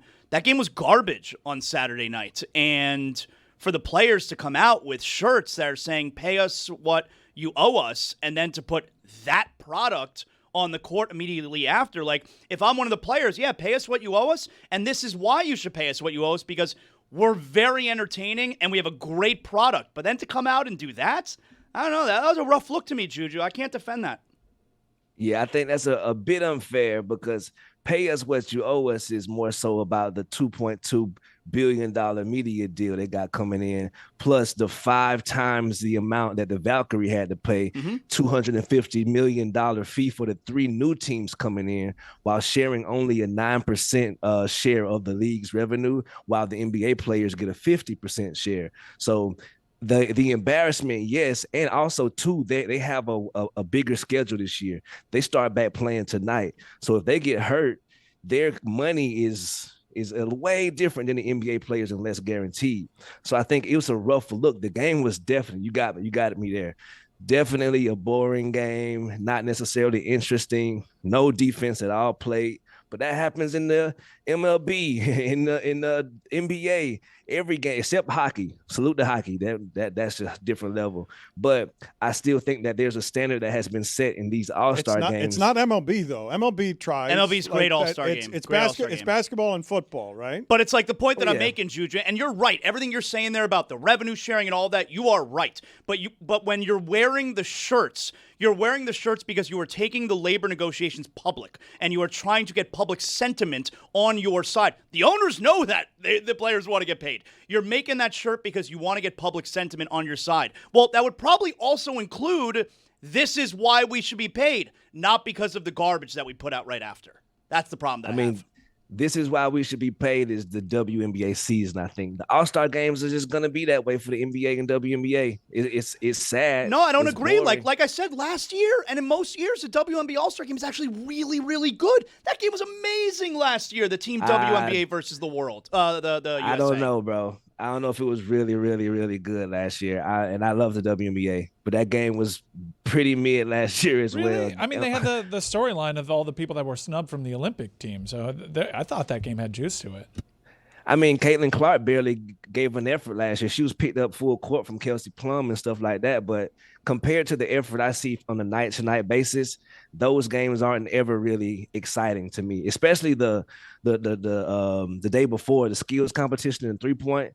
The excitement that brings to be met with the next day of the All-Star game is always pretty much a letdown, in my opinion. We will get to the polls in a second, but can you help us on TRL? Did you have any thoughts on our TRL segment? And I was really stunned that Billy went after Pablo Torre, and the beloved Pablo Torre finds out. Why are you doing this? I mean, you why, did. Why do you encourage all of this infighting? You did it. It wasn't my opinion. You had the opinion. You volunteered an opinion. I thought Pablo Torre found out. You say he didn't find out. I just said at the end it left us wanting a little bit more. But again, that was the early stages to what it's grown into and blossomed into now. Yeah, now he's good. Now he's going to the ACC Media Day and he's going to confront Bill Belichick. I don't think or that's it's what considered a he's doing. failure. Here's the thing. TRL thoughts? Yes, sir. Y'all brought up TRL, and it made me want to bring up my top 11 TRL songs of all time. Whoa. Just my top, not the top, not analytically, just my top. Your truth. Yes, my truth. Come on, Genie in a bottle. Come on. Brittany better be number one. Hanson Mbop. Yes. Also, OLI, I Do Cherish You from 98 Degrees. Oh, okay. That's a good one, Juju. He's bringing That's it. a good list. He's bringing it. That's OLI. Number 11, Madonna, Ray of Light. Wow. Great video. Great choice. Salute to Austin Powers. Number 10, NSYNC, Girlfriend. Wow, that was the Neptunes beat. I think the Austin Powers one was Beautiful Stranger, though. Yep. See, I stand corrected. Number 9, Eminem, My Name Is. This could have been number 1. Great list. That's a good list so far. Number 8, Tearing Up My Heart, NSYNC.